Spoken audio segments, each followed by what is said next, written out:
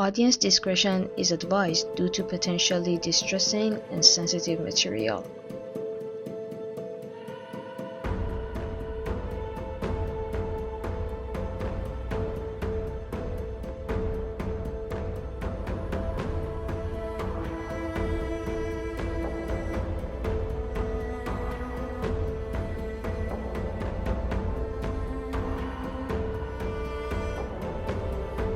This episode contains images of violence and sexual abuse. Please take care while listening. On March 6, 1981, a woman in a long coat walked the halls of a court in Lubeck, knowing exactly where she was going. It was as if she was on a mission. She was sharp, focused, determined. But something else also weighed on her heart, and that was what drove her to this point in life. Absolute heart-wrenching grief. She walks into a courtroom. The court is in session. A man is being prosecuted. She calmly reaches into her coat, takes out a Beretta 70, and shoots at the man 7 times. 6 bullets hit him and he falls to the floor, dead. The whole court loses it. The woman calmly lowers the gun and is taken into custody without resistance. Yes, this woman was none other than Marianne Bogmeyer.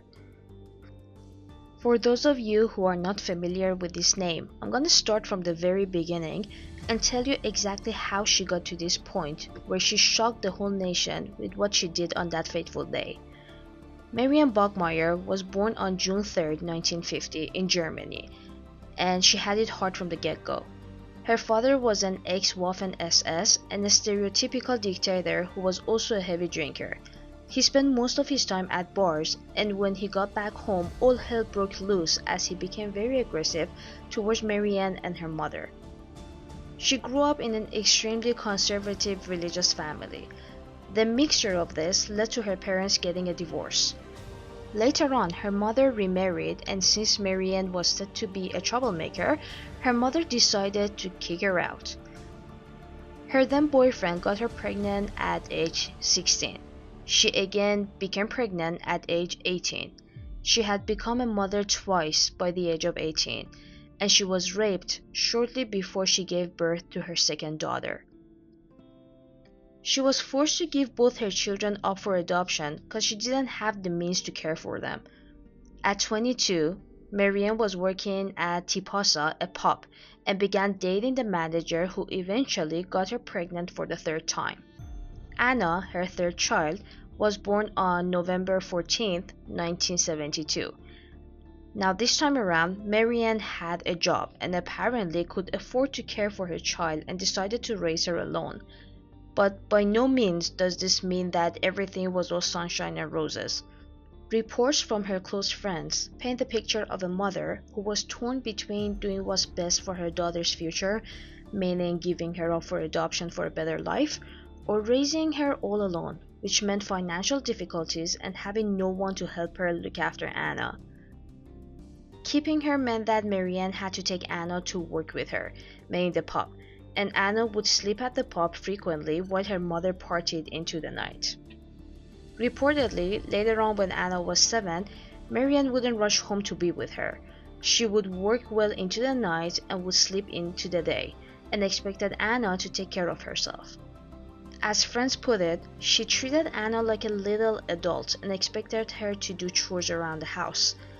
Although it's only fair to say that according to some, Anna was a happy little girl who had a truly pleasant family life.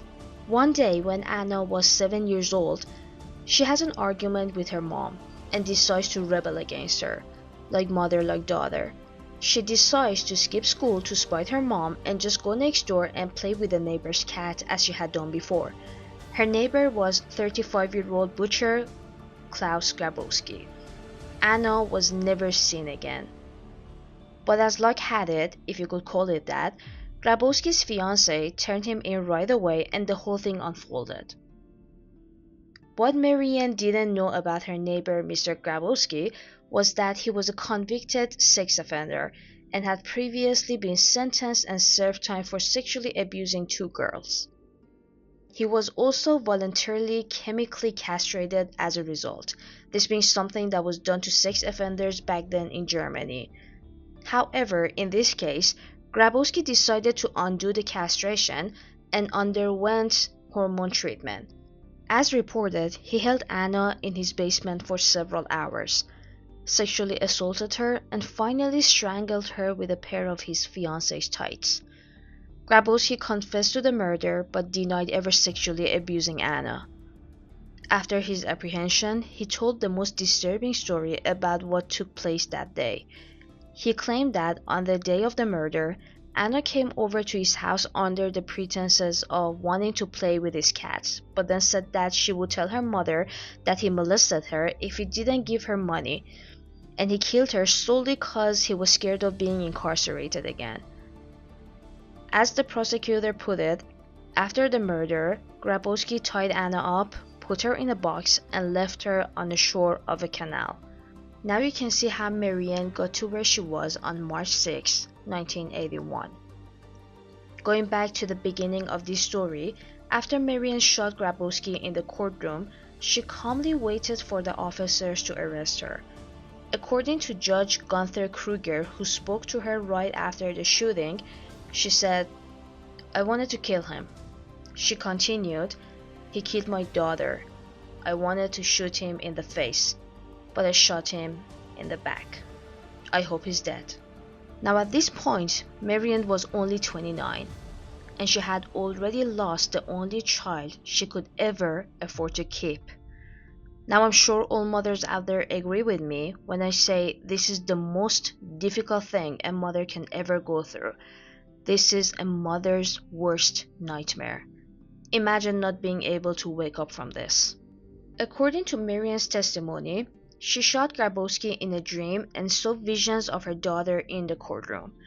She was also asked for a handwritten sample of her testimony in which she wrote, quote, "I did it for you, Anna," end quote, and then put down 7 hearts. It is suggested that each heart represented a year of Anna's life. The reason Marianne gave for making that life-changing decision, she later stated, was that she'd heard that Grabowski wanted to make another statement about the crime, and she wanted to stop him from telling more lies about her daughter. As you can imagine, this case received extensive media coverage, and people from all around the world started discussing the case. Some thought this was a mother who was seeking revenge for her 7-year-old daughter who was murdered in cold blood after being violated, and sent her letters and flowers in support. While to some this was totally understandable and justifiable, some felt becoming a vigilante is no way of getting justice. Meanwhile, her life story and the adoption of her first 2 children resurfaced, which caused public opinion to shift, and her personality to be seen in a new light, and be portrayed as a party animal who didn't care much about her children, and not being a good mom who paid enough attention to her daughter. As this was the hottest case of the time, Marianne sold her life story to cover her legal costs. On March 2, 1983, she was convicted of manslaughter and unlawful possession of a firearm, and was sentenced to 6 years in prison. She only served 3. In 1985, she married a teacher, and together they moved to Nigeria to get a new start. They divorced after 5 years in 1990, and as a result of being diagnosed with pancreatic cancer, she returned to Germany to receive treatment. She died on September 17, 1996, at the age of 46, and is buried next to her daughter, Anna, a mother and daughter forever bound by undying love and undeniable courage.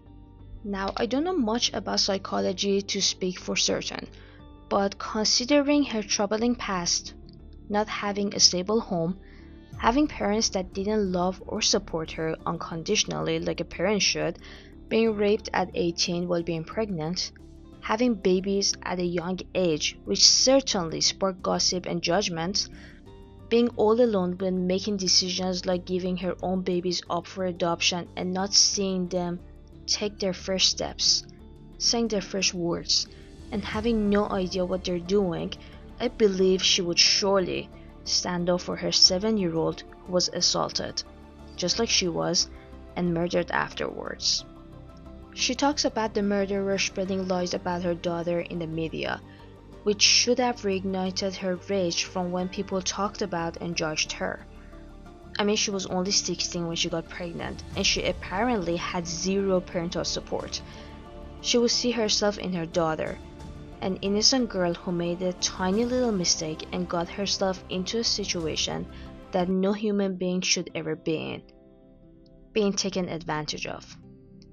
I mean, we all deserve to feel safe, but sadly, that is not the reality of the world. But then again, what would a 7-year-old or even a 16-year-old for that matter know about the ugliness of the world, how to protect themselves from being abused, molested, and raped? The light the media painted her in, being a mom who slept all day because she worked all night, I mean, she was a single mother and probably didn't make much money at the pub to be able to afford a nanny.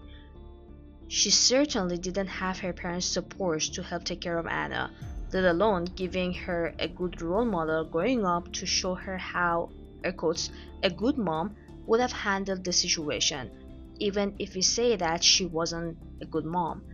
She worked all night to make a dime and she needed her sleep. I don't think that's a crime.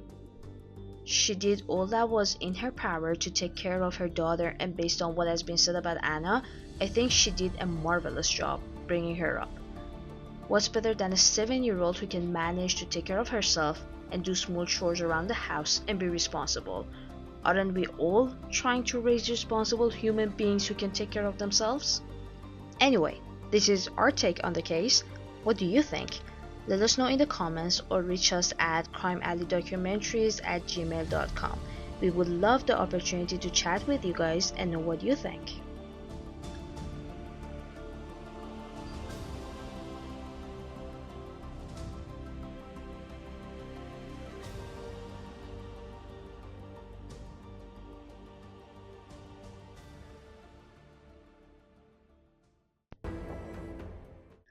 Oscar Pistorius had a unique childhood.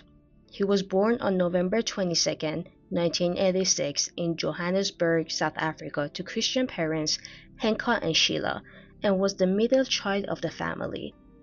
He had an older brother and a younger sister. He was born with fibular hemimelia, which is the congenital absence of the fibula, and he suffered from it in both legs.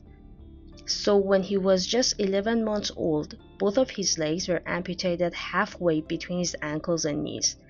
He learned how to walk 6 months later on fiberglass pegs.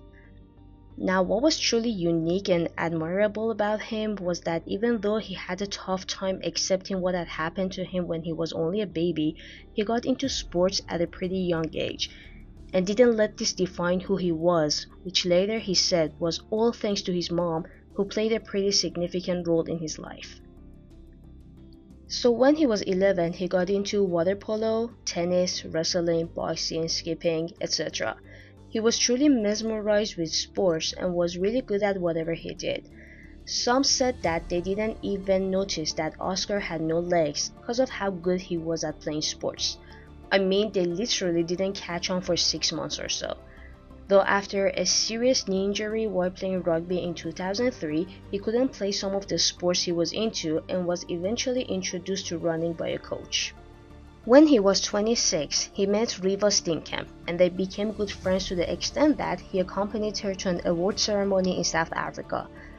Although the pair did become an official couple later on and claimed the golden couple title of the time. This friend-turning couple thing happened in November of 2012.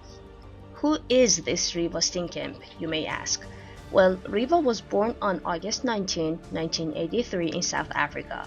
She graduated from university with a Bachelor of Laws degree in 2005 when she was 22 and applied to the bar in 2011 hoping to be qualified by age 30.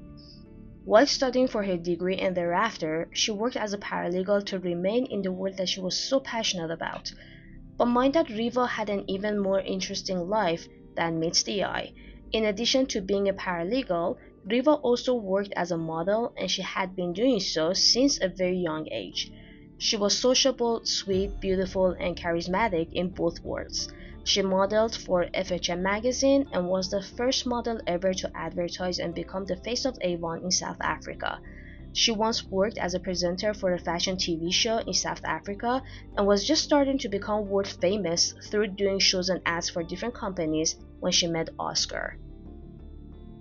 So apparently, Riva's friends questioned why she chose to date Oscar when she had every man falling at her feet to date her, which I find strange considering that Oscar was also a source of inspiration and working in the world of fame. But Riva just waved them off, telling them that she appreciated his strength and was proud of what he had accomplished given what he was given. We are guessing that since Riva herself had to learn how to walk all over again after she broke her back in a horse riding incident in her early 20s, they had a lot in common and she really understood him and he her on a level no one ever had. It's Valentine's Day 2013 and Oscar and Riva have been dating for a while. On this night, Oscar shoots 4 bullets through the locked door of his bathroom at his Pretoria house, 3 of which hit Riva on the other side of the locked door. Oscar immediately breaks down the door with a bat and finds his girlfriend slumped over the toilet. He starts screaming for help, and one of the first people to show up at the scene is his neighbor, Dr. Johan Strip, who does everything he can to save Riva's life. But as testified, her pupils were fixated, there was no pulse or any sign of breathing movement. She was already gone. Well, Oscar claimed that he thought Riva was an intruder, and that's why he shot her through the door of the bathroom.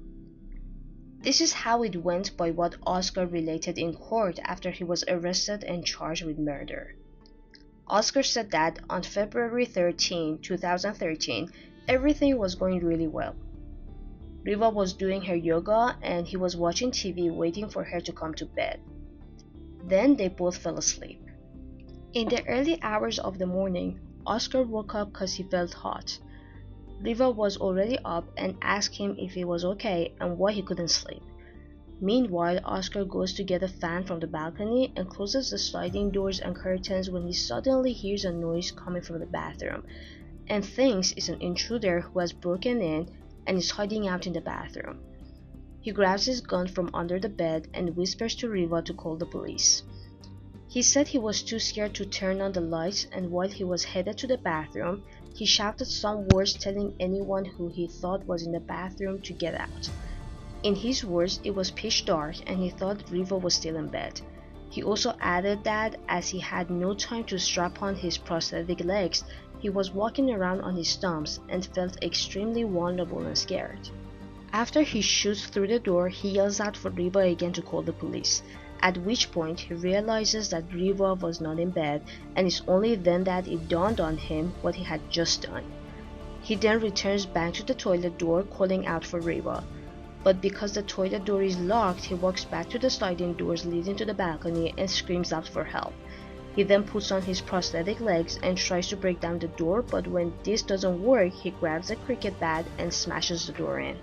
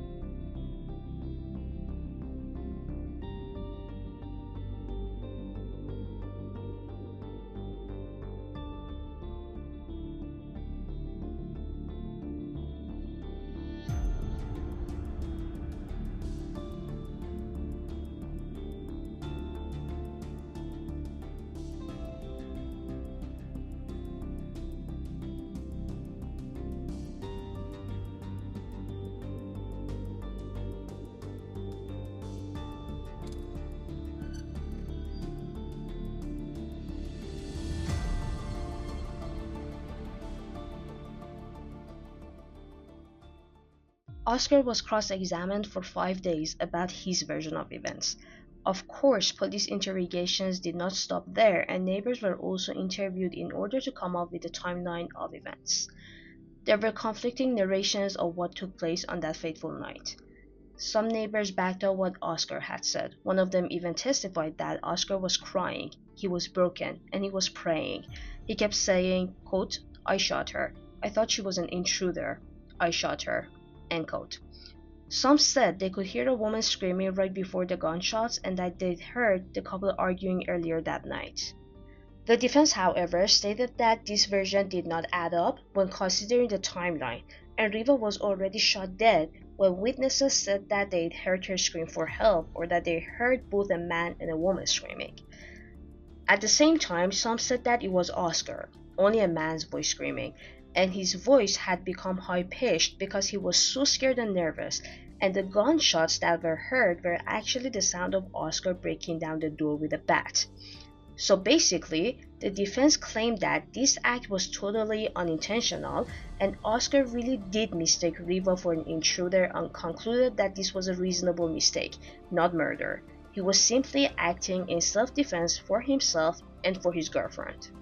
Some claimed that Oscar and Riva were in a loving and caring relationship, while others argued that it was a toxic relationship where Riva was not treated the way she should have been. So what they did next was dive into the text between the couples. The defense stated that 90% of the messages exchanged between the two were of a loving nature and they really cared for one another, while the other 10% focused on Oscar's jealousy and possessiveness when it came to Riva. Though it was said that all relationships have their ups and downs and involve some extent of volatile messages and words. One of the messages that was brought up and sent from Riva to Oscar was, quote, "I'm scared of you sometimes, of how you snap at me," end quote, and said that the way he behaved towards her when surrounded by friends was sometimes nasty. Another text message was, quote, "You have picked on me excessively. I do everything to make you happy, and you do everything to throw tantrums," end quote. In another message she said, quote, "We are living in a double-standard relationship. Every 5 seconds, I hear how you dated another chick. You really have dated a lot of people, yet you get upset if I mention one funny story with a long-term boyfriend," end quote. Riva was particularly upset about a friend's engagement party when she was forced to leave early because of Oscar throwing another tantrum. Apparently, after getting food, Riva had seen an old friend who was a guy and left to talk to him while Oscar stood behind her and watched her catch up with her friend, and accused her of flirting with him because she was touching their friend's arm. Speaking of exes, Oscar's ex-girlfriend also brought into light that Riva was the reason the pair had split up, and she also revealed that she also found him possessive and jealous and actually went the extra mile to hide his gun from him because she feared for her life. And yes, this is the same gun Riva was killed with. In another incident, Samantha, the ex, said that while shouting at her, Oscar drove his Porsche at an insanely high speed to punish her for an argument they had earlier. The prosecution, digging into his past, also found that Oscar has spent a night in jail after a woman claimed that he'd assaulted her during a party at his house. Though all of this was counteracted by the defense painting a good-natured man who was simply trying to defend his girlfriend and himself and made a mistake. They brought witnesses to the stand that testified Oscar was a fun-loving and calm person who rarely got angry or lost his temper. They brought up messages that told the story of a new couple who were truly fascinated with one another and were enjoying the time they had together. One message was sent on February 13th, just a few hours before Riva was shot, in which she wrote, quote, "You are an amazing person with so many blessings, and you are more than cared for," end quote. Another Valentine card was brought up where Riva had written, quote, "I think today is a good day to tell you that I love you," end quote. Although June Steenkamp, Riva's mother, did stick to her guns and swore up and down that Riva was not in fact in a loving relationship and wanted to break up, She even went as far as telling the court that her daughter had decided not to consummate the relationship because she was not sure that they'd last. Pistorius admitted to shooting and killing his girlfriend Riva, but he emphasized and swore up and down that he did so thinking that Riva was actually an intruder. Another point that he tried to make in court was that he suffered from acute anxiety and took medication and sometimes called his sister, who lived nearby, to just come over and sit with him while the episode passed. He also added that since he didn't have his prosthetic legs and was walking around on his stumps, he was feeling extra vulnerable and in a weak position, which led him to panic and left him unable to think.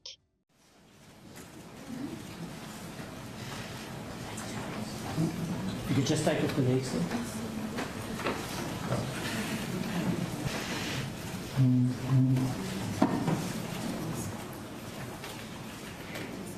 If you can maybe just stand on my side where I can see when they talk to you.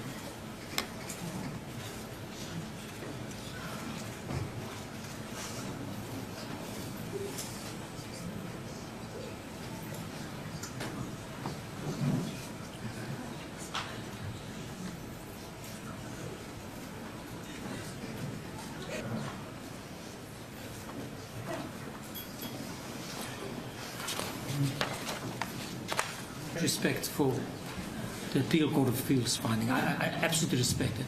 But we're dealing with sentence. We have to see rationality now in the context of sentence. And what we have, and these facts can be tested. Just hold on to them.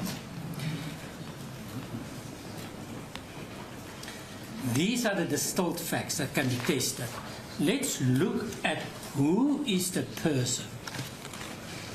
After incorporating the Supreme Court of Appeals finding that you must sentence today. In September 2014, he was found guilty of culpable homicide, which means that the court didn't believe this was premeditated, and he was sentenced to only 5 years in prison but only served 10 months. However, in December 2015, the verdict was overturned and Pistorius was found guilty of murder and sentenced to 13 years and 5 months in prison with the possibility of parole. In January 2024, he was released from prison after serving more than 8.5 years and is now living a quiet life with his uncle. Well, in a statement, Heidi alluding to it there, Riva Steenkamp's mother, June, says her only desire is that she will be allowed to live her last years in peace, with her focus remaining on the Riva Steenkamp Foundation. We're now joined by family spokesperson Tanya Kun. Ms. Kun, thank you very much. If you don't mind, could you take us back a little bit, because June Steenkamp believes that Oscar Pistorius has never been truthful and has not shown remorse. Why did the family choose not to oppose parole? So you will recall that in March this year, June and Barry opposed the parole. They made certain submissions to the parole board. But in November this year, Barry had passed, and it was a very emotional time for June. And to walk this journey alone was a very difficult one for her. And she also realized that, and she's known this since the beginning, that the day will come when Oscar will be released on parole. Therefore, she saw it fit to do a victim impact statement to place her reservations before the parole board so that the parole board could make an informed decision. She does say there can never be justice if your loved one is never coming back.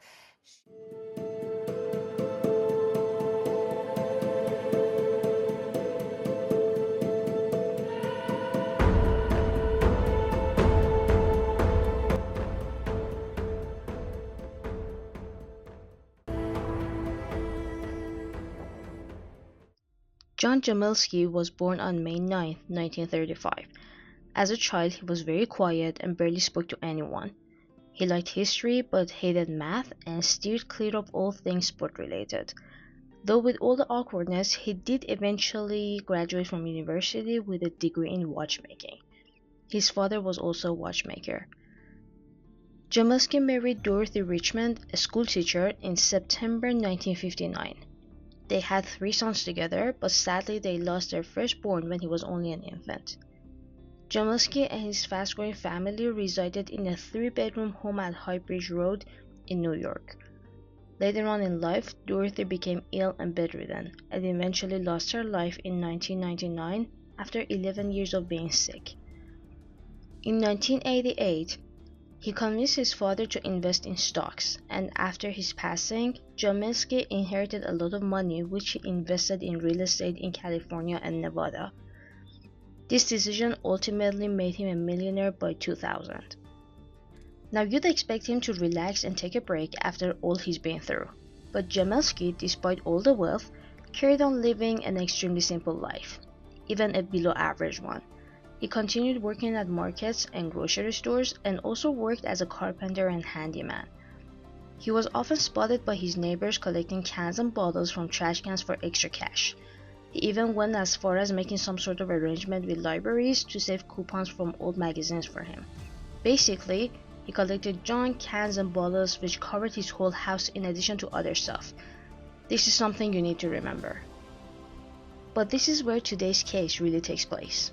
In October 1988, still married to a sick, bedridden woman, Jamelski was driving around when he spots a 14-year-old Native American girl. It was late at night and Kristen, the girl, was hanging out with friends trying to catch a ride to another friend's house. Jamelski pulls to the side of the street and asks if he can give her a ride somewhere. Kristen's friends tell her that the whole thing is creepy and she shouldn't get into the car with a stranger. But Kristen gets in anyway, thinking that this is an old man who's giving her grandfather vibes. Based on an interview, she wakes up 3 days later, not remembering anything after she got into the car. So she assumes she was drugged. It was dark, cold, and all her clothes were removed. She was completely naked. She was chained and violated every single day from then on. Jamelski later moved her to the infamous dungeon where he kept all his later victims. Yes, this won't be the last time he did this. Again, Kristen doesn't remember how she was moved to the dungeon. To make her do what he wanted, Jamelski showed her pictures of her brother, her family, and her house. Honestly, anyone in her place would feel scared and threatened and would give in to whatever sick game he wanted to play. Seeing the pictures and it sinking in that he knows where she lives and who her family is, she starts obeying him and stops fighting back when he tried to sexually assault her. To cover all bases, Jamelski makes her write letters to her family saying that she's simply run away, but she's safe, and he would mail them from different places to give the impression that she's on the move and they shouldn't even bother go looking for her. Later, Kristen said that all his talk about him hurting her family aside, there was a combination lock on the door and she figured even if she did manage to kill him somehow, she'd be stuck there in a basement with a dead body. So this is what her days looked like. She was cold, naked, and couldn't leave the dungeon. She was violated every single day, and he only fed her once a day, her meals consisting of crackers, water, and Kool-Aid. She doesn't remember much about her experience, and hey, who could blame her? But later, it was said that Jamelski built the dungeon just cause Kristen had asked him for more space. It was also said that Kristen was the girl in the chilling videos which were released after this whole ordeal. In these videos, you can see Kristen dancing and exercising with Jamelski and pleading with whoever is watching that it would be better for everyone if she was at home with her own family.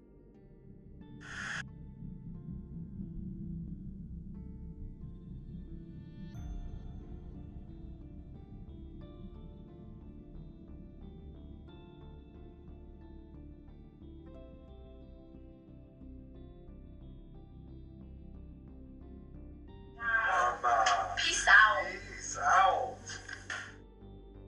Word up. Word up on the strength, huh? On the strength. Talk about school, cause man, I gotta go to school.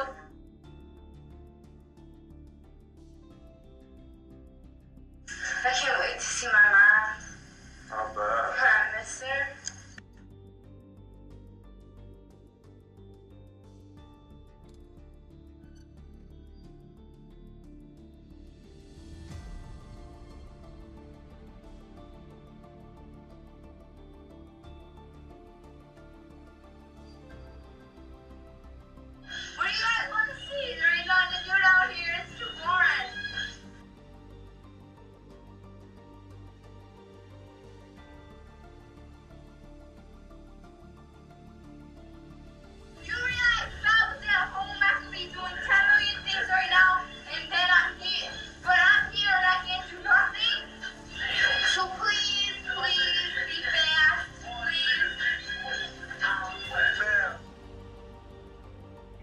One of the disturbing things to know is that Jamelski refused to wear a condom when violating her, even though he was asked to wear one, and he kept telling her that, no, don't worry, I get tested all the time.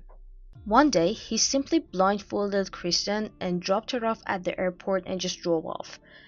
The second he drove away and it sank in that she was free to go, Kristen bolted into the airport and found her way back to her family. She never reported to the authorities and never told anyone about the hell she went through because of all the trauma she'd experienced. By the time she was released, Kristen had turned 17. He kept her for more than 2 years of her life. But sadly, this would only be the beginning of Jamelski's 15-year reign of terror. In 1995, so 5 years after Kristen, give or take, he abducts a 14-year-old Latino runaway under the false pretenses of wanting her to deliver a secret package in exchange for some money. Michelle willingly walks into the dungeon Jamelski had built in the basement of his house for the sole purpose of kidnapping, torturing, and violating his victims. After putting Michelle through the same hell as Kristen, he released her in 1997, after 2 years, when he drops her off at her mother's house blindfolded. Although Jamelski had threatened to hurt her family if she ever told anyone about her abduction, she went to the police, gave them a description, and relayed what had happened to her. But the police refused to believe her on the grounds of her past drug problems, and they dropped the investigation before it went anywhere. Some sources say that Michelle decided to keep quiet about the whole thing and never went to the authorities because her family claimed that Jamelski was seen driving past their house for weeks after she was released. Tina, a 53-year-old Vietnamese woman, was kidnapped off the street in 1997. Jamelski forced her into the car, took her to an abandoned house, and violated her. Then he drove her to his own house and kept her in his dungeon for a whole year. Again, Tina went through the same thing as his previous victims. As reported, he unexpectedly blindfolded her and dropped her off at Greyhound bus station with $50. Unlike his previous victims, she was a grown woman and she reported to the police right away. But the police dismissed her. On top of that, they accused her of making the whole thing up. The sad thing is that some say they didn't even attempt to follow the lead because Tina didn't speak English very well. She was a foreign refugee. His fourth victim was Jennifer, a 26-year-old white mother of two who was walking from one friend's house to another when she found herself in a bad neighborhood with a bunch of guys following her. She was drunk and felt unsafe, so she decided to catch a ride from a nice old man who apparently noticed she was scared and in trouble. Sadly, Jennifer had no way of knowing that it would have probably been safer if she stayed on the street. She gets in and the man starts talking to her, distracting her from her surroundings. The car suddenly comes to a stop in a garage, and Jennifer asks where they are and why they are there. But Jamelski simply replies that this is his place and he needs to grab something from his house before he can drop her off at her house and runs inside. Jennifer tries to get out of the car but she can't, and this is all she remembers. Once again, Jamelski's victim wakes up in a cold, dark room, naked. This time, Jamelski fills Jennifer's head with stories of being part of a human trafficking ring, and tells her that the police are in on it and she has nowhere to run. She tries to put up a fight when Jamelski violates her, but he starts burning her with secrets every time she does, and tells her that for each time she doesn't give in to his requests, this would add on to the time he was going to keep her there. Like, well, every time that you don't have sex with me, it adds on to the time that you're here. And I said, oh, so I will be going home. And he said, yeah, whenever my bosses say you can leave. She was also fed once a day, but she could order whatever she wanted. She wasn't allowed upstairs, but she had a TV in the dungeon and could spend her days watching shows when he wasn't around. Like with the previous victims, Jamelski comes down to the dungeon one day and throws her the clothes she was wearing when he abducted her, blindfolds her, and drives her to her mother's house. Jennifer says when she got out of the car, she was so happy that she was breathing actual air, which is absolutely heart-wrenching. After she walks into the house, Jennifer tells her mother everything, and her mother prompted her to alert the authorities. She provided them with all the information she could remember: his appearance, the room in which she was kept, the writings on the wall, his car, But the investigation came to a halt because Jennifer didn't get the model of the car right. In 2002, Jameski spotted a 16-year-old African-American runaway named Micah. He did the same thing to Micah that he'd done to his previous victims, but unlike the others, she managed to befriend him and formed such a bond with him that she was even allowed upstairs. Keep in mind that by this point, Jameski's wife had already passed away, and I guess this made the whole operation easier for him and gave him a certain extent of freedom. He even felt confident enough to take her out in public. He took her bowling and even to a karaoke bar where people noticed how weird the whole dynamic was. But it wasn't enough to alert anyone that something illegal and sick was going on. People reported that while Micah was singing, Jameski stood right behind her, not singing himself, but keeping a close eye on her. And what would you expect? His victim was holding a microphone in a packed bar. Cause he was already used to taking Micah out, one day when he was going to the bottle return center, he took her along for the ride. When they got there, she convinced him to let her use the phone to call the local church and ask for their service times. She slipped away, but instead of calling the church, she called her older sister and desperately told her that she's been kidnapped and violated and needed help. Then she hung up. Her sister called the number right back and an employee picked up. Micah's sister pleaded with her to call 911. The employee called her boss, who in return alerted the police. Jameski was finally arrested. After his arrest, Jameski stated that he didn't believe he had to be punished and thought he would spend a couple of days in jail or would have to pay a fine or do some community service. His lawyers had to spend days making it clear to him that taking women and holding them in a dungeon against their will is kidnapping. So how do you think you'd feel if you were 15 years old and you were locked at your house in that room for a year? I would not mind living down there in that dungeon. It was absolutely beautiful. There was a bed. There was water. And you say everything a girl could want in that dungeon? Anything that they wanted, except leaving at certain times, was there. Well, in any state I've been, that's called kidnapping. That's what I understand the law says. And you're a smart guy, and you didn't think that you were kidnapping these women? No. You seem very coherent, but what you're saying sounds absolutely insane. If you want to phrase it that way, you can. After he was taken into custody, the dungeon was turned upside down by the authorities. This dungeon was basically a basement which led to a bunker, and you had to get on your hands and knees to actually get to. It was a room 8 feet high, 24 feet long, and 12 feet wide. Here he would tie his victims to a chain that connected to an ankle bracelet. There was a stained bathtub in the middle of the room, where the victims were forced to bathe themselves using a garden hose, though the water had nowhere to go and it would just stay on the floor until it evaporated, which made the room moldy and damp. For a toilet, there was a chair frame with no seat. On the walls, there were the words "Wall of Thugs" and "Peace to all who enter here," which are burned into the victims' minds forever. Jameski had in his possession calendars in which the victims were forced to record the events of the day, and the days were marked with the letters S, B, and T, which stood for sex, not sexual abuse or violation, bathe, and brush teeth. This is a whole new level of disturbing, truly. This was in addition to the videos of Kristen, which she has no recollection of. The eccentric millionaire targeted women from different races who he thought wouldn't be missed, like runaways, ranging from 14 to 53 years of age. He drove around looking for potential victims. This, interestingly, all started when his wife got bedridden, which could have triggered him to carry out all these heinous crimes.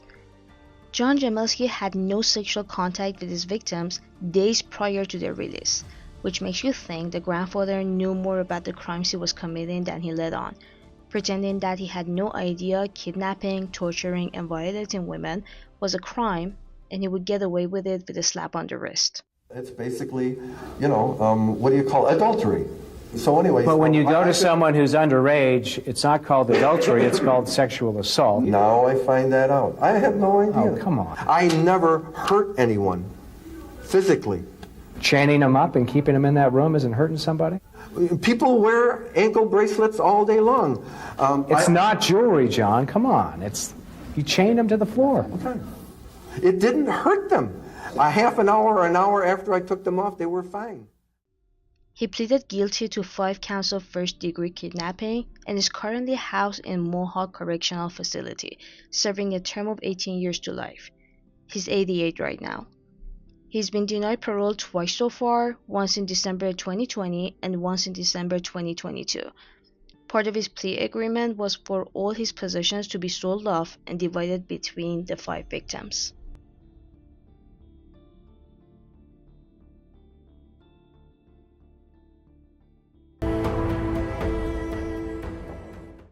In 2009, in Nizhny Novgorod, Russia, locals began to discover that the graves of their loved ones were being desecrated. The parents of a 10-year-old girl named Olga, who had been shot to death and buried in the same cemetery, kept finding notes on her grave which called their deceased daughter Little Lady and congratulated her on every public holiday, which the parents found heart-throbbing and like a spear through their hearts. Police investigations were launched, and it was found that there were a number of graves that were at least tampered with. Questioning witnesses and suspects, they came across a man who they were suspicious of. He, though eccentric, didn't especially seem very dangerous or like the type that would pull something like this. When questioning the man, however, the police became even more suspicious and decided to detain him on November 2, 2011. Upon searching his home, they came across one of the weirdest scenes they had ever come across. This man, who had high degrees, was a loved and respected university professor and writer, was in possession of life-size dolls that were scattered and posed around his house, along with clothes and dresses cluttering the house.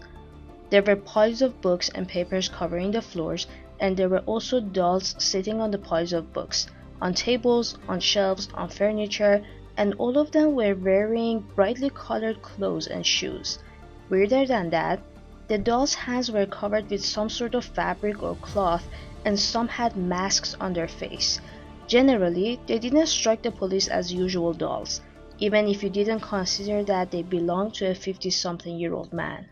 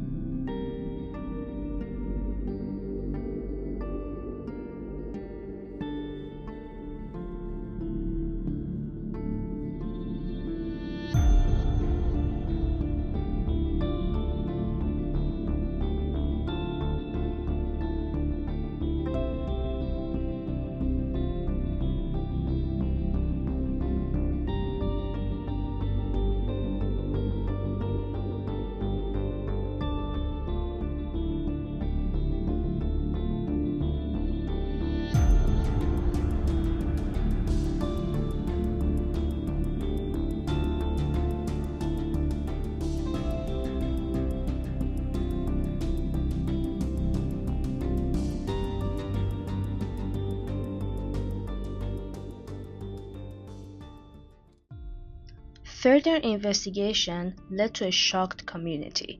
Shortly thereafter, it was found that all the life-size dolls covering the man's house were actually mummified dead little girls and women, specifically 26 of them, ranging from 3 to 19 years old.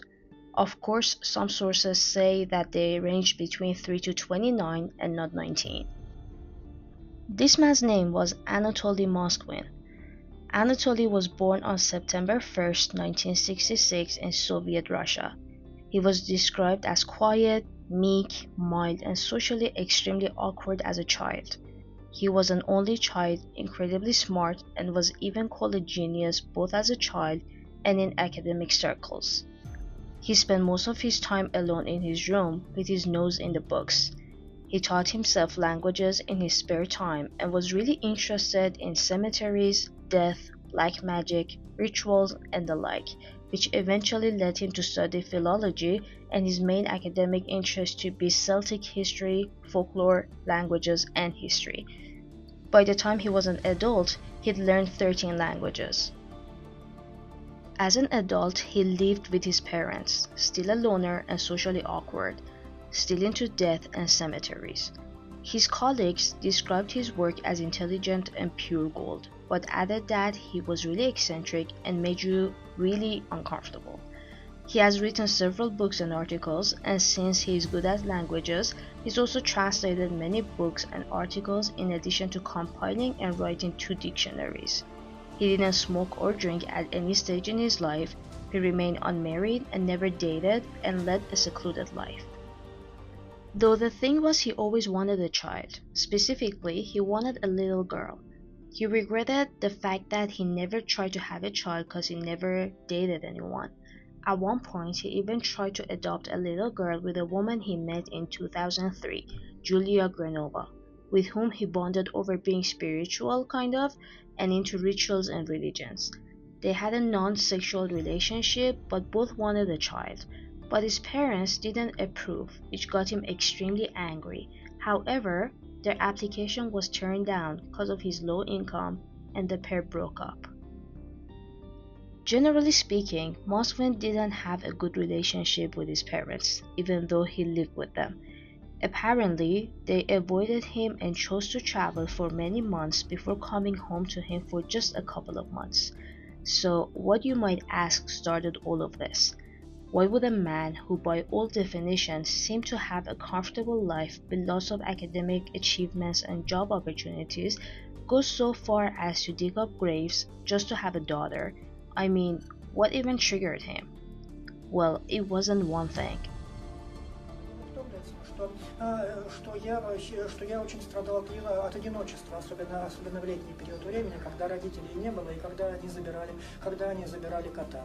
Значит, соответственно, я работал за компьютером. У меня такая работа журналистская, что я много чего писал, в основном за компьютером.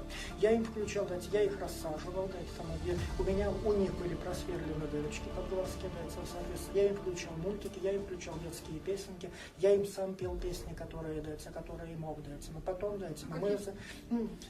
обычные детские песни, то есть то, чтобы я стал петь, когда у меня будет живая дочка. И, соответственно, после этого мы с ними, ели, вернее, ел я, им я просто предлагал еду. Но как это все положено в кельтской и в якутской традиции, я считаю, что культура древних кельтов и культура средневековых якутов очень похожа. То, что я бы делал бы с живыми детьми, то я делал с этими. Я и считал, что они живые, просто они временные. When Anatoly was 9 years old, he was walking home from school one day when an older man approached him and dragged him away. He was violently raped. He went back home with bruises and cuts all over his arms and legs and face, but he never told anyone what had happened, not even his parents. The little meek, quiet little boy turned angry and violent from then on, throwing tantrums over the smallest of things. His parents didn't have the slightest of ideas what had changed, but at the same time, they didn't try to fix him and left him to deal with it by himself. But this was not the only traumatic event Anatoly would face all on his own. When he was 13 years old and again walking home from school, he was stopped by a group of men who were apparently on their way to a funeral for an 11-year-old girl. Her name was Natasha Kortova, and she was electrocuted when she stepped out of the bath and died instantly. As said by Anatoly, the men took him to the girl's coffin, and the girl's mother was sitting right there.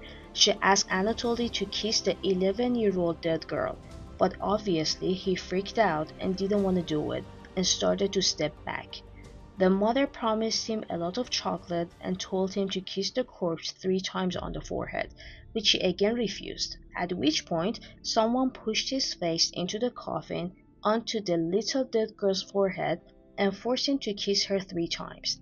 The mother then placed a ring on his finger and told him that he just married her little dead daughter, asked him not to speak of this to anyone for 40 days, and gave him some fruit and money. After this event, Anatoly went through a lot of sleepless nights, dreaming of Natasha who, as he put it, was trying to teach him black magic in order to bring her back to life. After these 2 traumatic events, it is said that Anatoly was eventually taken to a shrink, but the shrink only said that it was puberty and he was gonna be just fine.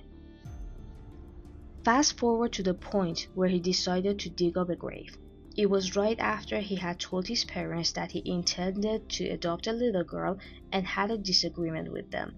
That was the first time ever he dug up a grave. So Anatoly first started with reading through obituaries and tried to find one that he connected with. Then he would visit the gravesite of the child and sleep on the grave, believing that by doing so, the child would let him know if she wanted to go home with him and be brought back to life. He actually said that he would never ever dig up a child that didn't want to go with him, and he had their full consent to do so. After a while of doing this, he grew tired of sleeping on the graves and said it hurt his back, so he decided to dig them up anyway and take them home, then sleep next to the body in the comfort of his own house and try to hear them speak to him, telling him if they wished to remain with him. It is not known if he believed that any of them didn't consent to the act, because he eventually confessed to abusing and vandalizing 44 grave sites. But going back to his air quotes process, he carried the corpse back to his house in his backpack.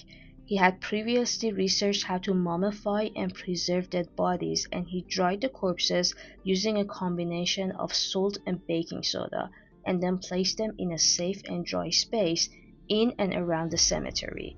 Once the bodies were dried and ready, he would carry them back home and use different methods and techniques to turn the corpse into dolls. Now this unfortunately gets even more distressing. He then started the process of dressing them. It is said that he used rags and cloths to stuff the bodies and make them look alive even when going through decomposition, before dressing them up in clothes they were initially buried in or clothes he'd found in garbage, and he would put makeup and wigs on them. He did this because he believed that someday he would for certain find a way to bring these little girls back to life, and they wouldn't want to come back to life in such ugly bodies that they wouldn't feel comfortable and happy. For the bodies that were worse off, he would add waxed faces which he decorated with nail polish. There were even a few found in his garage which he confessed to growing to dislike, so he just abandoned the bodies somewhere he could no longer see. There may be a couple of questions on your mind right now. Firstly, how did no one smell the decaying bodies? So the neighbors actually did smell something bad whenever the door of the house was opened, though they just chalked it up to some sort of smell that emanated from the basement of all the local buildings and weren't specifically suspicious of anything sinister going on. Second, you may wonder, how didn't anyone wonder why he was wandering around cemeteries at all hours of day and night? Since he was really interested in the dead, he contributed to local newspapers, and he was actually known as the go-to guy when any publication or newspaper was aiming to do a piece on the dead or cemetery or anything related. So whenever he was stopped for any reason, he simply flashed a journalist card justifying why he was there. Going back to the gory details of this case, inside the mummified bodies there were actually different things that Anatoly had decided to keep with the body. Some of the corpses had music boxes inside them, so they'd speak when Anatoly touched them. Some had personal belongings in them, like a piece of their own gravestone or a hospital tag which contained the date and cause of death. Inside one of them, there was a dried human heart. Some of the girls had buttons and doll eyes inserted in their eye sockets so that they could see him and watch cartoons with him. He even placed one of them in his parents' room. Her name was Masha. He went as far as introducing Masha to his aunt and told her not to be scared of Masha, which taken out of context must have been an extremely weird thing to say or hear. He knew their lives, dates and causes of death. He stated that he tried not to swear in front of the children and had studied child psychology for 10 years to treat them well. He celebrated their birthdays, read stories to them and watched cartoons with them. One of the girls he had kept for 9 years. The world was in utter shock as Anatoly confessed to 44 counts of abusing grave sites and bodies of dead young girls. the Lord of the Mummies, as he was dubbed, told the parents, quote, "You abandoned your girls. I brought them home and warmed them up," end quote, which I assume is all kinds of disturbing and heart-wrenching to hear, especially for a parent. As one mother stated, quote, "I still find it hard to grasp the scale of his sickening work, but for 9 years he was living with my mummified daughter in his bedroom. I had her for 10 years. He had her for 9. End quote. Another mother, attesting that Anatoly should be locked up for the rest of his life, shared, quote, "This creature brought fear, terror, and panic into my life. I shudder to think that he will have freedom to go where he wants." End quote. While many were in disbelief over the turn of events, a parent said, quote, "He treated my daughter better than I had during her life. He dressed her, put her to bed, read her fairy tales, and showed her cartoons," end quote, while rejecting the compensation he was offered for moral damages. Anatoly Moskvin was charged with a dozen crimes, all revolving around the desecration of graves and abusing dead bodies. He was diagnosed with schizophrenia and was sentenced to time in psychiatric ward. As of September 2018, he was granted the opportunity to receive psychiatric treatment at home. Last we heard, he wanted to finally marry his girlfriend who he'd met while in prison and wishes to work as a language tutor. And what happened to his parents? Well, the whole time they insisted that they saw the dolls but mistook them for just real dolls and nothing more and never thought anything of them. His parents lived in isolation, cut off from everyone as their community never accepted them again. Both were in unhealthy condition, and at one point his mother told his father that there was nothing left for them and considered committing suicide, which his father refused to do. I think it is safe to say that everyone involved was traumatized by this series of events instigated by one person.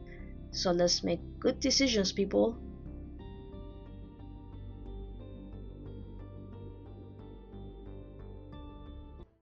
Jeffrey Lionel Dahmer was born on 21st of May, 1960 in Milwaukee, Wisconsin, to parents Lionel Dahmer and Joyce Dahmer.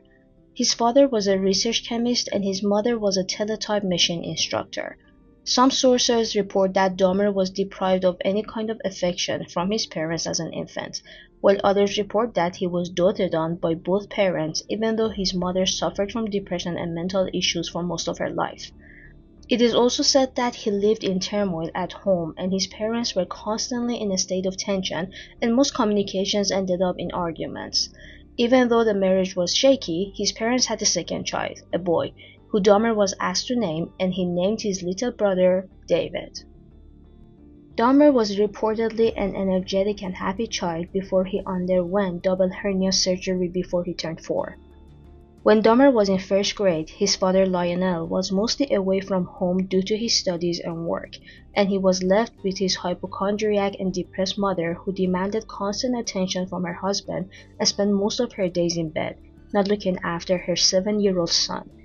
This and the fact that his mother tried to commit suicide when he was really young but could still recall the incident led Dahmer to believe at a very young age that he was, quote, unsure of the solidity of the family. End quote. So it isn't surprising that at elementary school, Dahmer was described as shy, timid, and quiet and didn't have many friends. Even teachers noticed early signs of abandonment in the 7-year-old, which became even worse after Joyce got pregnant with her second son. David, Dahmer's younger brother, was born in Ohio after the family moved there in 1966. From an early age, Dahmer showed interest in dead animals after he witnessed his father removing animal bones from beneath their house at the age of 4. His father stated that he was, quote, oddly thrilled by the crackling noises the bones made and became mostly obsessed with animal bones which only grew from then on. He started searching beneath and around the house for animal bones and explored the bodies of roadkill to see where their bones were located and how they looked on the inside. In 1968, the family again moved to Bath Township, Summit County, Ohio, which was their third move in 2 years and which made Dahmer's 6th address since being born. All this moving around was no help to Dahmer's inability to find friends and becoming sociable. Although the good thing for Dahmer about this new house was that the house was located in 1.5 acres of woodland, where he got the chance to collect large insects and skeletons of small animals like chipmunks and squirrels, what he was really interested in from a very young age. Later on, he started storing the remains of the animals in jars of formaldehyde and stored them in a hut near their main house, which had kind of become his cave. When Dahmer was 10, over a chicken dinner with his family, he turned to his father and asked what would happen if he placed the chicken bones in bleach. Lionel was pleased that his son was showing interest in science and saw this as a chance to bond with his son, since his mother was basically hands-off when it came to parenting, so he showed Dahmer how to safely bleach animal bones. What Dahmer did next was to add this process to his bone collecting. The same year, Joyce increased her daily intake of Equinol, laxatives, and sleeping pills and became more distant from her family. These small but shattering shifts in their family dynamics and locations resulted in Dahmer becoming more obsessed with his fascination with roadkill and his relevant hobbies. He explained to a friend that he was curious about how the animal's coat fit together, and in one instance he found a dead dog and decapitated the dead animal before nailing the body to a tree and impaling the skull with a stick. He later showed his work to a friend as a prank and said he had come across the dead dog in passing. By the time he was a teenager, Dahmer started drinking beer and hard alcohol. However, he didn't just drink on occasion. He started drinking in the morning by the time he was 14. He sneaked in alcohol in the jacket he wore to school, and when a classmate asked why he was drinking in a morning history class, he just shrugged it off and said alcohol was his code medicine. In high school, he was described as polite and highly intelligent, though still an outcast. He got only mediocre grades and was a very competitive tennis player. He was also considered the class clown who faked seizures at school and local stores in town, which became known as quote doing a Dahmer, which he made money out of and spent it on booze. When he hit puberty, he discovered that he was gay, but never told his parents. He even had a brief relationship with a boy from his school who he left his prom date for a couple of hours before returning to her. They never had intercourse. It was then that he started fantasizing about dominating a totally submissive male partner by his own admission. In addition, his fantasies revolved around focusing on the chest and torso. When he was about 16, he saw a jogger that passed by his house every day, whom he found extremely attractive, and started fantasizing about making him unconscious with a blow to the head and making sexual use of his body. He even went as far as hiding in the bushes and waiting for him with a baseball bat. But on that certain day, the jogger didn't show up, and this was Dahmer's first attempt to attack someone. In 1977, Dahmer's parents got started on marriage counseling in an effort to save their relationship. But since Lionel found out that Joyce had had a brief affair, they got divorced. They intended for the divorce to be as amicable as possible because of their 2 sons, but they continued to bicker and the whole thing became bitter, which led to Lionel moving out in 1978 and starting to live in a motel. The same year, Dahmer graduated from high school, and shortly after, his mother Joyce moved out of the house with her younger son David, without telling her soon-to-be ex-husband. This meant that Dahmer was living alone. 3 weeks after his graduation, Dahmer was driving down a road near his house when he spotted a hitchhiker who had been hitchhiking to a rock concert. Dahmer stopped and lured 19-year-old Mark Hicks to his house, inviting him in for a drink, and since he had the whole house to himself, they went in for a few beers. According to Dahmer, the sight of his bare chest stirred Dahmer's sexual feelings.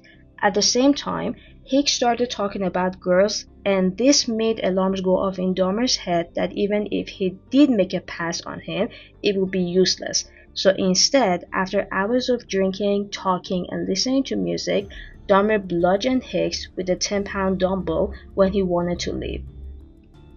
Dahmer stated Hicks, quote, wanted to leave and I didn't want him to leave, end quote. Apparently, he struck Hicks twice from behind while Hicks was sitting on a chair. After he fell unconscious, Dahmer strangled him with the bar of the dumbbell. He then proceeded to take off his clothes, exploring his chest with his hands and masturbating as he stood above the corpse. The next day, Dahmer dissected Hicks' body in the basement and buried the remains in a shallow grave in the backyard.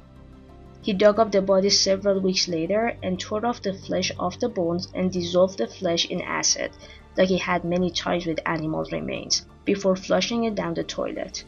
To get rid of the bones, Dahmer used a sledgehammer to crush them and then scattered them in the woodland behind his house. Remember that at this point, Dahmer was basically living alone, so doing all this was simple enough. It was 6 weeks later when Lionel finally found out that Dahmer was living on his own when he dropped by to check on his sons. Lionel had a fiancée by that point. The coming August, Dahmer enrolled at Ohio State University and majored in business. Since he still had a drinking problem, he failed his subjects and got a GPA of 0.45. He dropped out just after 3 months of university. Having noticed that his son was abusing alcohol, Lionel insisted that Dahmer enlist in the army. He trained as a combat medic and put on a show for his family of doing great in the army and putting his life together. Though the truth was really different. He got several warnings about being intoxicated, and due to his alcohol abuse, his performance deteriorated and he was finally honorably discharged from the army. But this meant that he didn't feel like he could go home and face his father. So he traveled to Miami Beach to run away from his reality and because he was tired of the cold, as he stated later. In Miami, Dahmer tried to live by his own means, so he got a job at a deli and rented a room in a nearby motel. Since he spent all his money on booze, he finally got evicted from the motel. He didn't have anywhere to go, so he spent his evenings on the beach and still worked at the shop. But finally, he got tired of living like this and phoned his father and asked him to come back home. He then moved back to Wisconsin and moved in with his father and stepmother, doing chores for them around the house till he landed a job. He continued to drink heavily and was arrested for drunk and disorderly conduct only 2 weeks after returning. He was fined $60 and given a suspended 10-day jail sentence. In the hopes of making his son quit abusing alcohol, Lionel sent Dahmer to live with his grandmother since she was the only person in the family who he showed any affection towards. He hoped that her attention and affection would ultimately help him heal. Again, he did chores for her around the house and even accompanied her to the church and looked for a job in order to get his life together. He was hired by Blood Plasma Center and worked there for 10 months before being fired. He was again unemployed for 2 years and lived on the pocket money his grandmother gave him. During this period, he was arrested again for indecent exposure. There were 25 people, women and children. He was fined $50 plus court costs. In 1985, he was hired as a mixer at a chocolate factory. Even though he was arrested twice, continued smoking and drinking, was out of a job for long periods of time, Dahmer didn't have any other victims for many years. But while reading at the West Alice Public Library, a man propositioned him through throwing him a note offering to perform fellatio on him. Dahmer didn't respond to him, but this incident caused his fantasies of domination and control to come back to life. He began to go to gay bars and gay bathhouses and became a regular customer. He even went through a lot of trouble to steal a male mannequin from a store so he could sexually relieve himself, until his grandmother discovered it and told him to get rid of it. Dahmer described the bathhouses as relaxing and referring to them said, quote, "I trained myself to view people as objects of pleasure instead of people," end quote, and then revealed that he got tired of his partners moving during the act. And I know you can guess where this is leading. Keep this in mind. Now, in 1986, Dahmer began giving his partners at the bathhouses liquor laced with pills and sedatives, which he'd gotten from doctors because of his job as a mixer, since he worked 11 p.m. to 7 a.m. He then waited for them to fall asleep before performing sexual acts on them. After doing this around 12 times, the bathhouse caught up and revoked his membership, which made Dahmer move on to hotel rooms to carry out his act. When Dahmer met Stephen Toomey, a 25-year-old resident of Michigan, at a bar on November 20, 1987, he was staying with his grandmother in West Allis. Dahmer convinced Toomey to come back to the Ambassador Hotel in Milwaukee, where he had reserved a room for the evening. Dahmer claimed that instead of killing Toomey, he just wanted to drug him and lay next to him while he examined his body. When Dahmer woke up the next morning, Toomey was lying under him on the bed, his chest crushed in and covered in bruises that were black and blue. Dahmer had deep bruises on both fists and one forearm, and there was blood dripping from the corner of his mouth. Later, Dahmer claimed he didn't remember killing anyone. After buying a sizable suitcase, Dahmer used it to carry Toomey's body to his grandmother's house. A week later, he disemboweled the head, arms and legs, filleted the bones, and then sliced the flesh into manageable chunks. Dahmer put the flesh in plastic grocery bags. He used a sledgehammer to smash the bones into splinters after wrapping them in a sheet. It took Dahmer about 2 hours to dismember him. He threw away Toomey's entire body, aside from his head, in the garbage. After Toomey was killed, Dahmer kept Toomey's head covered in a blanket for 2 weeks. 2 weeks later, in an attempt to save the skull, Dahmer boiled the head in a solution of bleach and Soilax, an industrial detergent with an alkali base. He then used the skull as a trigger for masturbation. This bleaching process eventually made the skull too brittle, so Dahmer threw it away. Dahmer claims that Toomey's murder was a turning point in his life, and that he never again attempted to resist his urges. He started going out looking for victims, most of whom he met in or near gay bars, and would usually entice them to his grandmother's house. He would give his victims triapalam or temazepam either prior or right after having sex with them. He killed his victims by strangling them until they lost consciousness. Dahmer met James Dockstader, a 14-year-old Native American prostitute, 2 months after the Toomey killing. Offering him $50 to pose for nude photos, Dahmer enticed him to his grandmother's house. Before Dockstader was drugged by Dahmer and strangled on the cellar floor, they had sexual relations.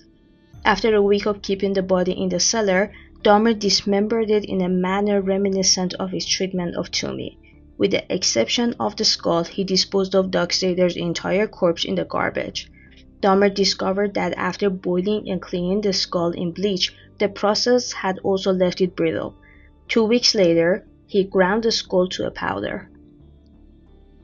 Dahmer first spoke with Richard Guerrero, a 22-year-old bisexual, outside the Phoenix, a gay bar, on March 24, 1988. Guerrero was lured to the house by Dahmer, who offered him $50 to stay the night. He gave Guerrero sleeping pills, used a leather strap to strangle him, and had oral sex with the corpse. Within a day, Dahmer had severed Guerrero's body into pieces, throwing the bones in the garbage once more and keeping the skull to grind up a few months later. Ronald Flowers Jr. was invited by Dahmer to his home on April 23rd. However, after giving Flowers a drug coffee, Dahmer's grandmother called asking, "Is that you, Jeff?" The grandmother noticed that Dahmer wasn't alone, despite the fact that his response gave the impression that he was. Dahmer was unable to murder Flowers as a result. Flowers was taken to the County General Hospital by Dahmer after he lost consciousness. Dahmer's grandmother asked him to move out in September 1988, mostly due to his drinking, his late-night habit of bringing young men to her house, and the stench coming from the garage and basement. On September 25th, Dahmer moved into a 1-bedroom apartment at 808 North 24th Street that he had found.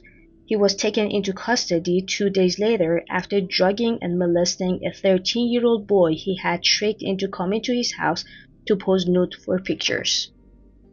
Gerald Boyd was retained by Dahmer's father to represent his son. Before his court appearance, Dahmer underwent a number of psychological tests at Boyd's request. According to the assessments, Dahmer experienced intense feelings of alienation. 2 months later, a second assessment found Dahmer to be an impulsive person who is wary of people and shocked by his lack of achievements in life. In a report to the court, his probation officer also cited a 1987 diagnosis of Dahmer's schizopersonality disorder. Dahmer entered a guilty plea to the charges of second-degree sexual assault and luring a child for immoral purposes on January 30, 1989. The sentence was put on hold until May. Dahmer moved back into his grandmother's house on March 20th and began a 10-day Easter break from work. 2 months post-conviction and 2 months before his sentencing, Dahmer killed Anthony Sears, a 24-year-old mixed-race aspirant model who he'd met at a gay bar on March 25, 1989. Dahmer claims that he wasn't planning to commit a crime on this specific occasion, but that evening, right before closing, Sears, quote, "just started talking to me," end quote. After luring Sears to his grandmother's house, Dahmer drugged and strangled Sears after they had oral sex. After putting the body in his grandmother's bathtub the next morning, Dahmer proceeded to decapitate it and then try to flay it. He dismembered the body, removing all the flesh, and threw the bones in the garbage. The first victim from whom Dahmer permanently kept any body parts was Sears. He preserved Sears' head and genitalia in acetone and kept them in a wooden box, which he later put in his work locker. Dahmer claimed to have found Sears, quote, "exceptionally attractive." He took the remains with him to his new address when he moved the following year. Dahmer was sentenced on May 23, 1989 to 1 year in the House of Corrections and 5 years of probation with the option of work release to allow him to maintain his employment. He had to register as a sexual offender as well. Dahmer was released from his regiment on parole 2 months prior to his planned release. At this point, his 1989 5-year probation period started. Dahmer briefly returned to his West Alice grandmother's house. Dahmer took Sears' mummified head and genitalia with him when he moved into 924 North 25th Street, apartment 213 on May 14, 1990. Dahmer's new apartment was furnished, close to his work, and affordable at $300 a month, all utilities included except electricity, but it was located in a high-crime neighborhood. After relocating to this address, Dahmer killed Raymond Smith in less than a week. With the promise of $50 for sex, Dahmer enticed Smith, a 32-year-old prostitute, to his apartment. He gave Smith a drink that was laced with 7 sleeping pills inside the apartment, and then he manually strangled Smith. After buying a Polaroid camera the next day, Dahmer used it to snap multiple images of Smith's body in suggestive poses before mutilating him in the restroom. He rinsed the bones in his sink after boiling the arms, legs, and pelvis in a steel kettle filled with Soilax. Smith's skull was removed, and Dahmer dissolved the rest of his skeleton in an acid-filled container. Later, he spray-painted Smith's skull and placed it inside a filing cabinet on a black towel next to Sears' skull. About May 27th, 1 week after Smith was killed, Dahmer invited another young man to his apartment. This time, Dahmer unintentionally drank the sedative-laced beverage that was meant for his visitor. The next morning, he found the man had taken a watch, $300, and a few articles of clothing. Dahmer told his probation officer that he'd been robbed on May 29th, but he never reported the incident to the police. Edward Smith, a 27-year-old acquaintance, was drawn to Dahmer's apartment in June 1990, where he was drugged and strangled. This time, Dahmer decided to store Smith's skeleton in his freezer for a few months in the hopes that it wouldn't retain moisture, instead of immediately acidifying the skeleton or going through the bleaching process that had made the skulls of earlier victims brittle. The victim's skeleton became acidified several months after it was frozen because the moisture was not removed. When Dahmer put the skull in the oven to dry, he unintentionally destroyed it, which is why the skull exploded. Dahmer later told the police that because he'd lost all body parts, he felt, quote, rotten about killing Smith.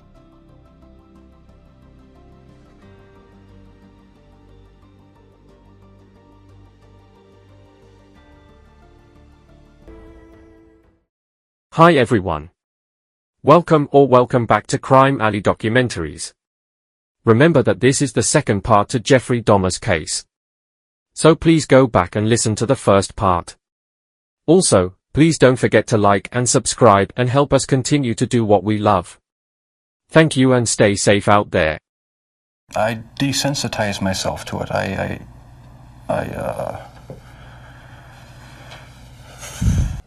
had these obsessive desires and thoughts wanting to control them, to,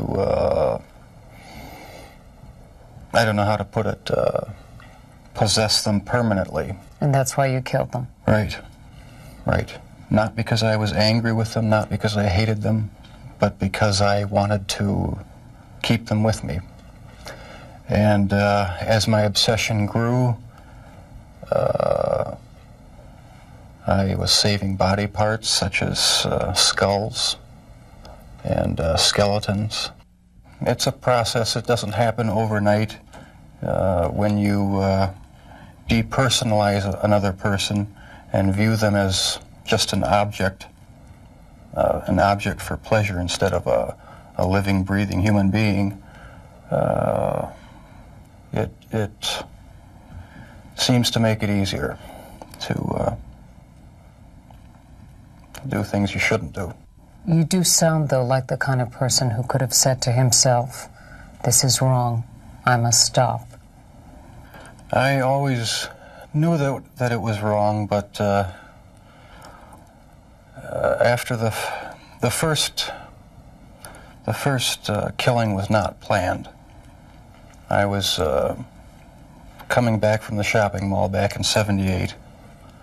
I had fantasies about picking up a hitchhiker and taking him back to the house and having complete control and dominance over him. Outside a bookstore on the corner of North 27th Street, Dahmer ran into Ernest Miller, a 22-year-old native of Chicago, less than 3 months after killing Edward Smith. In exchange for $50, Miller consented to go with Dahmer to his apartment and let him listen to his stomach and heart. Miller responded, "That'll cost you extra," when Dahmer tried to have oral sex with him.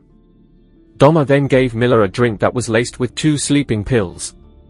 Dahmer was only able to give his victim 2 sleeping pills on this particular occasion. He used the same knife he used to dissect his victims' bodies to slit Miller's carotid artery, killing him. Miller died from bleeding out in minutes. Before putting the naked body in his bathtub to be dismembered, Dahmer posed it for a number of provocative Polaroid pictures. While he was dismembering the rest of the body, Dahmer talked and kissed the severed head several times. Miller's liver, biceps, heart, and some leg flesh were wrapped in plastic bags by Dahmer and kept in the freezer for later consumption. He rinsed the flesh off the skeleton, which he planned to keep, by boiling the remaining flesh and organs into a jelly-like substance with Soilax. Dahmer dried the bones on a cloth for a week after soaking them in a mild bleach solution for 24 hours in order to preserve the skeleton. Before the severed head was fleshed out, painted, and enameled, it was first kept in the refrigerator. On September 24, 3 weeks after killing Miller, Dahmer went into the Grand Avenue Mall and met David Thomas, a 22-year-old father of 2. Offering more money if he would pose for pictures, he talked him into going back to his apartment for a few drinks. Following his arrest, Dahmer gave a statement to the police in which he claimed that despite not being attracted to Thomas, he was scared to let him wake up for fear that he would become irate due to the drugs he had given him. That's why he strangled him and dismembered the body, purposefully leaving no body parts behind. He took pictures of the dismemberment procedure and saved them, which helped with Thomas's identification afterwards. After killing Thomas, Dahmer went nearly 5 months without killing anyone, though he made at least 5 fruitless attempts to entice men to his apartment between October 1990 and February 1991. Throughout 1990, he frequently complained to his probation officer about his feelings of depression and anxiety. He also frequently brought up issues related to his sexuality, his solitary lifestyle, his financial struggles, and, just before Thanksgiving, his anxiety about seeing and meeting his father and younger brother.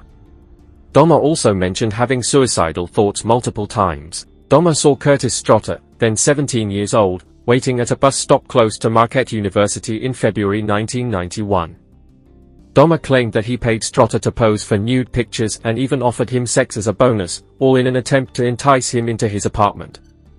After giving Strotter a drug, Dahmer bound his hands behind his back and used a leather strap to strangle him to death.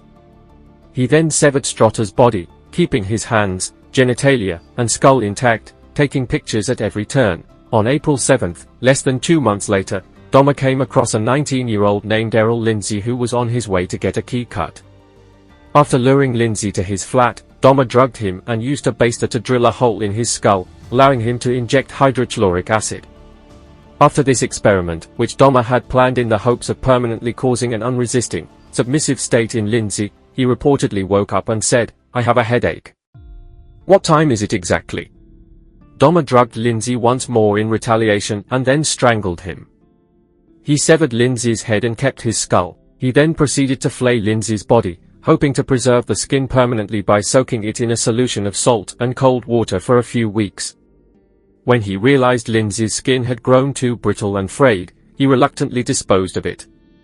By 1991, the manager of the Oxford Apartments, Soper Prince Will, had received numerous complaints from other tenants about the unpleasant odors coming from apartment 213 as well as the sounds of falling objects and the sporadic chainsaw. Prince Will got in touch with Dahmer multiple times in response to these complaints, but at first he dismissed the smells coming from his apartment as the result of his freezer breaking and the food getting spoiled. Afterwards, he told Prince Will that some of his tropical fish had recently died, which was the cause of the smell coming back, and he would take care of it. Dahmer met 31-year-old Tony Hughes, an aspiring model, at a nightclub on May 24, 1991. He was offered money to pose for pictures, which is how Dahmer got him to come to his apartment. Dahmer gave Hughes a drug to make him unconscious before injecting hydrochloric acid into his skull to break his will and make him obedient, but this time the injection and drilling proved fatal. Dahmer met Konorak Sinthasomphon, a 14-year-old Lao teenager, on Wisconsin Avenue in the afternoon of May 26, 1991. Dahmer was unaware that Sinthasomphon was the boy he had molested in 1988's younger brother. Sinthasomphon accepted Dahmer's financial offer to go to his apartment with him so they could take Polaroid photos. Dahmer claims that after initially objecting to the proposal, Sinthasomphon changed his mind and went to his apartment with him. There, he posed for 2 photos in his underwear before Dahmer gave him a drug that knocked him out and had oral sex with him. Dahmer led Sinthasomphon into his bedroom, where Tony Hughes's body, who he had killed 3 days earlier, lay on the floor, naked, before the boy passed out. Dahmer claimed to have believed that Sinthasomphon saw this body, but he was probably still under the influence of the sleeping pills because he did not react when he saw the bloated corpse.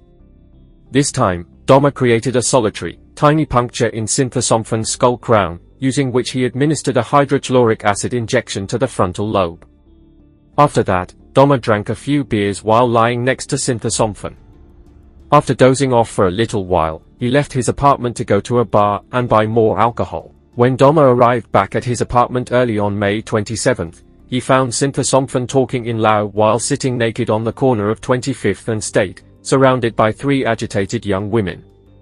Approaching the women, Dahmer referred to Sinthasomphon as John Hong and tried to take him by the arm to his apartment. Dahmer was dissuaded by the 3 women by telling him they had called 911. When 2 Milwaukee police officers, John Balserzak and Joseph Gabrish, arrived, Dahmer's behavior softened. He explained to the officers that Sinthasomphon was his 19-year-old boyfriend, that he had overindulged in alcohol after a fight, and that he often acted like this when drunk. Dahmer said that his partner had had Jack Daniel that night. Enraged, one of the 3 women tried to explain to one of the officers, who, by now, had seen no more than a cut on Sinthasompfon's knee and assumed he was drunk, that Sinthasomphon had blood on his testicles, was gushing blood from his rectum, and had apparently resisted Dahmer's attempts to walk him to his apartment before they arrived. The officer told her to "butt out, shut the hell up, and to not meddle." 3 firefighters from the Milwaukee Fire Department arrived on the scene not long after the Milwaukee police officers. These people also checked Sinthasomphon for wounds and gave the police officers a yellow blanket to cover Sinthasomphon. 3 of them thought Sinthasomphon needed medical attention, but the police told the firefighters to get out. Officer Richard Parubkin showed up on the scene shortly after that. He, along with Gabrish and Belserzak, escorted Doma and Cynthia Somfan to his apartment, where Doma made several remarks about the overall level of crime in the area and expressed gratitude towards the police. Doma showed the officers the 2 semi-naked Polaroid photos he had taken of Cynthia Somfan the night before, trying to prove to them that he and Cynthia Somfan were in a romantic relationship. Gabrish subsequently reported that he detected an odd smell inside the apartment that was reminiscent of excrement, despite Belserzak's claim that he smelled nothing strange. This smell came from Hughes's decaying corpse. According to Doma, one officer peeked his head around the bedroom, but really didn't take a good look into the smell. After that, the officers departed, telling Doma to take good care of Cynthia Somfan. The officers classified this incident as a domestic dispute. After the 3 officers left his apartment, Doma gave Cynthia Somfan another injection of hydrochloric acid. The results of this second injection were fatal. Doma took a day off work the next day, May 28th, to dedicate himself to dismembering Cynthia Somfan and Hughes' bodies. He kept the skulls of both victims. It served as a means for me to recall their beauty and appearance. I also wanted to keep their skeletons, if not the whole thing if I couldn't keep them there with me. Doma expressed later in an interview referring to taking pictures and keeping his victims' skulls. After traveling to Chicago on June 30th, Doma met Matt Turner, 20-year-old, at a bus stop. Turner agreed to go to Milwaukee for a formal photo shoot, which Doma had offered. Turner was drugged, strangled, and dismembered at the apartment by Doma, who then froze his head and internal organs in separate plastic bags. Turner was not listed as missing.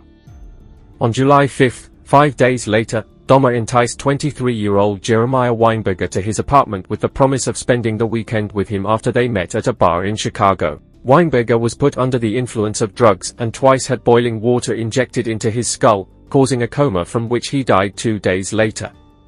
Oliver Lacey, 24, was confronted by Doma on July 15th at the intersection of 27th and Kilbourne. Lacey fell for Doma's ruse of going nude for pictures and followed him to his apartment, where they had some hesitant sex before Doma gave Lacey a drug. This time, Doma wanted to extend his time with Lacey while he was still living. He had called his employer to ask for a day off after trying in vain to knock Lacey out with chloroform, but the following day he was suspended. Doma had sex with Lacey's corpse after strangling and mutilating him. He put Lacey's skeleton in the freezer and his head in the fridge. On July 19th, 4 days later, Doma got the news that he was fired. After learning of this, Doma enticed Joseph Braidhoft, a 25-year-old, to his apartment. After being strangled, Braidhoft spent 2 days lying on Doma's bed with a sheet over him. When Doma took off the sheet on July 21st, he discovered the head was covered in maggots. He cleaned the head, chopped off the head, and put it in the fridge. Afterwards, he acidified Braidhoft's chest and the bodies of 2 other victims who had died in the preceding month.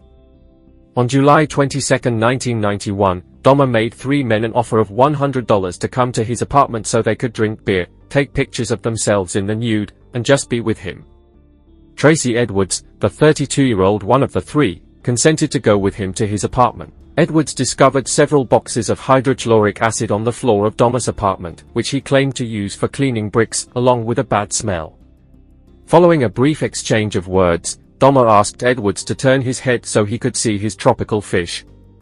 When Edwards obliged, Doma put a handcuff on Edwards' wrist. Edwards inquired, "What's going on?" After attempting in vain to cuff his wrists together, Doma instructed Edwards to go with him to the bedroom so they could take naked photos. Edwards entered the bedroom and saw that The Exorcist 3 was playing on a videotape and that there were posters of naked men on the wall. In the corner, he also noticed a blue 57-gallon drum that was emitting a foul smell. Then, Doma pointed a knife at Edwards and said he was going to take pictures of him in his underwear. Edwards unbuttoned his shirt and offered Doma permission to do so if he took off the handcuffs and put the knife away in an effort to placate him. Doma just turned to face the television in response to this promise. Edwards then watched Doma chanting and rocking back and forth. With the knife pressed against his intended victim, he put his head on Edwards' chest, listened to his heartbeat, and told Edwards he was going to eat his heart. Edwards repeatedly stated that he was Doma's friend and that he would not flee in an effort to stop Doma from attacking him. Edwards made up his mind that the next chance he got, he would either run through the unlocked front door or jump out of a window. Edwards then said he had to go to the bathroom, so he asked if they could have a beer in the air-conditioned living room. Edwards came out of the bathroom, and Dahmer nodded and they strolled to the living room.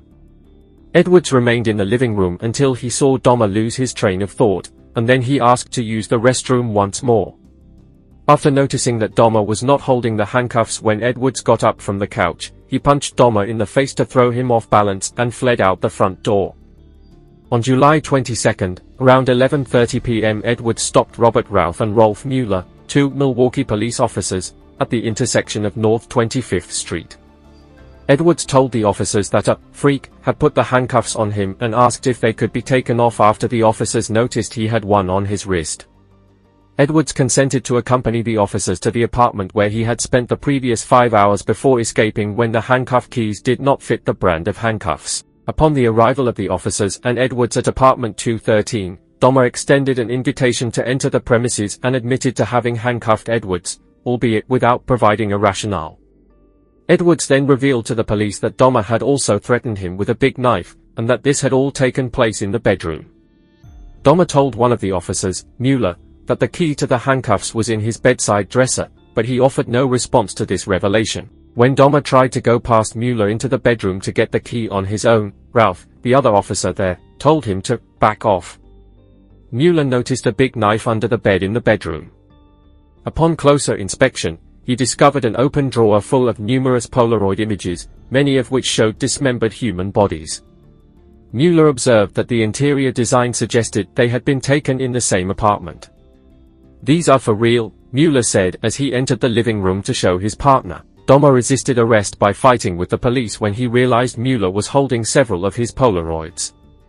He was easily overpowered by the officers, who then cuffed his hands behind his back and called for backup in another squad car.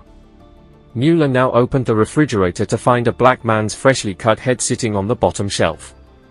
"For what I did, I should be dead," Dahmer muttered as he lay pinned to the ground beneath Routh, turning to face the officers. The Milwaukee Police's Criminal Investigation Bureau carried out a more thorough search of the apartment and found 4 severed heads in Dahmer's kitchen. 7 skulls in total, 2 painted and 1 bleached, were discovered in Dahmer's bedroom and a closet. Investigators found 2 human hearts and a section of arm muscle wrapped in plastic bags on the shelves, as well as collected blood drippings on a tray at the bottom of Dahmer's refrigerator.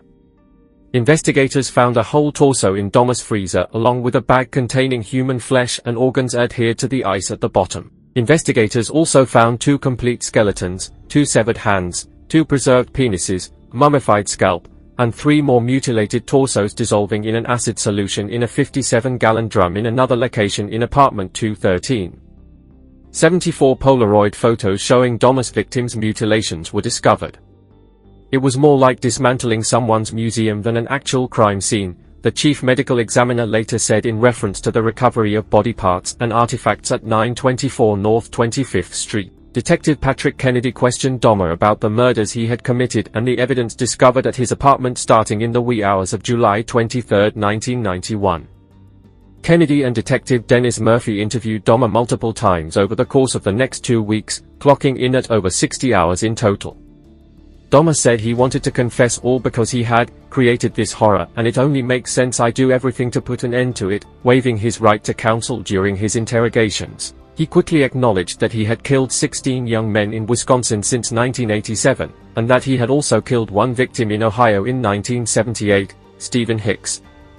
Although some of Dahmer's victims died after receiving an injection of boiling water or acid into their brains, the majority of his victims had already been rendered unconscious before being killed. He was not sure if his second victim, Stephen Twomey, was unconscious when he was beaten to death because he had no memory of the incident, but he did admit that it was possible that, while in a drunken stupor, he had seen Twomey's exposed chest and had attempted in vain to rip Twomey's heart from his chest. Following his move into the Oxford apartments, Dahmer carried out a ritualistic killing spree in which he would pose his victims' bodies in provocative ways before dismembering them, usually with the chest thrust outward. As he dismembered his victims' bodies in his bathtub, Dahmer freely acknowledged to having engaged in necrophilia with several of their bodies, including engaging in sexual acts with their viscera. Dahmer chopped off any organs he did not want to keep and pared the flesh from the body after removing his victim's internal organs and hanging the torso so the blood drained into his bathtub. He did this after observing that a large portion of the blood collected inside his victims' chests after they died. The bones he wanted to get rid of were ground up or acidified, and the skeletons and skulls he wanted to save were preserved with solutions of Soilax and bleach. Raymond Smith, Ernest Miller, and Oliver Lacey were the three victims that Dahmer killed at the Oxford apartments. He admitted to eating their hearts, livers, biceps, and parts of their thighs, but he kept the flesh and organs of the other victims for his own consumption. Usually, Dahmer would soften the parts of the body he planned to eat before cooking meals seasoned with different sauces. Speaking about his motivations for eating his victims, Dahmer said that he had first done so out of curiosity, and then continued, saying, "I suppose, in an odd way, it made me feel they were even more a permanent part of me." Dahmer claimed he had been completely swept along by his killing compulsion, explaining the rise in his killing rate in the 2 months before his arrest. "It was an incessant and never-ending desire to be with someone at whatever cost," he continued. "Someone very attractive, very attractive. I couldn't stop thinking about it all day." When questioned about why he had kept 2 victims' entire skeletons and 7 skulls altogether, Dahmer said he was building a personal altar out of the skulls of his victims, which he planned to put on the black table in his living room, where he had also taken pictures of many of his victims' bodies. The full skeletons of Miller and Lacey were to be placed at each side of this skull display. The skull of at least one future victim and the 4 severed heads that were discovered in his kitchen were to have all of their flesh removed and used in this altar. Dahmer planned to place incense sticks at both ends of the black table and place a large blue lamp with extending blue globe lights above it. Dahmer intended to sit in a black leather chair in front of the window that the entire construction was to be placed in front of, and it would be covered with an opaque black shower curtain. In an interview on November 18, 1991, Dahmer said, "Myself. It was a place where I could feel at home," in response to the question of who the altar was dedicated to. He went on to say that his intended altar would have been a place for meditation, where he felt he could derive a sense of power, and that's what they would have discovered, if this, his arrest, had happened 6 months later. Dahmer pleaded guilty but insane to 15 counts of murder and later was also convicted in the cases of the 2 victims he'd murdered in other states. There were 2 main arguments at his trial which lasted 2 weeks. Some, meaning the defense, stated that Dahmer suffered from either a mental or personality disorder and called different expert witnesses to the stand basically saying that he suffered from a range of disorders e.g. necrophilia, borderline personality disorder, schizotypal personality disorder, alcohol dependence, and psychotic disorders, which meant that he was insane and not in control of his actions. The prosecution, however, called expert witnesses to the stand that asserted that Dahmer was without mental diseases or defect and described him as calculating, cunning, unable to differentiate between right and wrong, with the ability to control his actions and his lust overpowering his morals. In their statements, they added that there was ample evidence that Dahmer prepared in advance for each of his crimes and none of his crimes were impulsive, that they were all premeditated. Adding that he kept the victims' bodies to give himself prolonged sexual pleasure. It was also stated at the trial that his motivation for murder was his pent-up aggression within himself. He killed those men because he wanted to kill the source of his homosexual attraction to them. In killing them, he killed what he hated in himself, and that he was longing for companionship and that caused him to kill. In reality, many described him as amiable, pleasant to be with, courteous, with a sense of humor, conventionally handsome, and charming in manner. He was, and still is, a bright young man.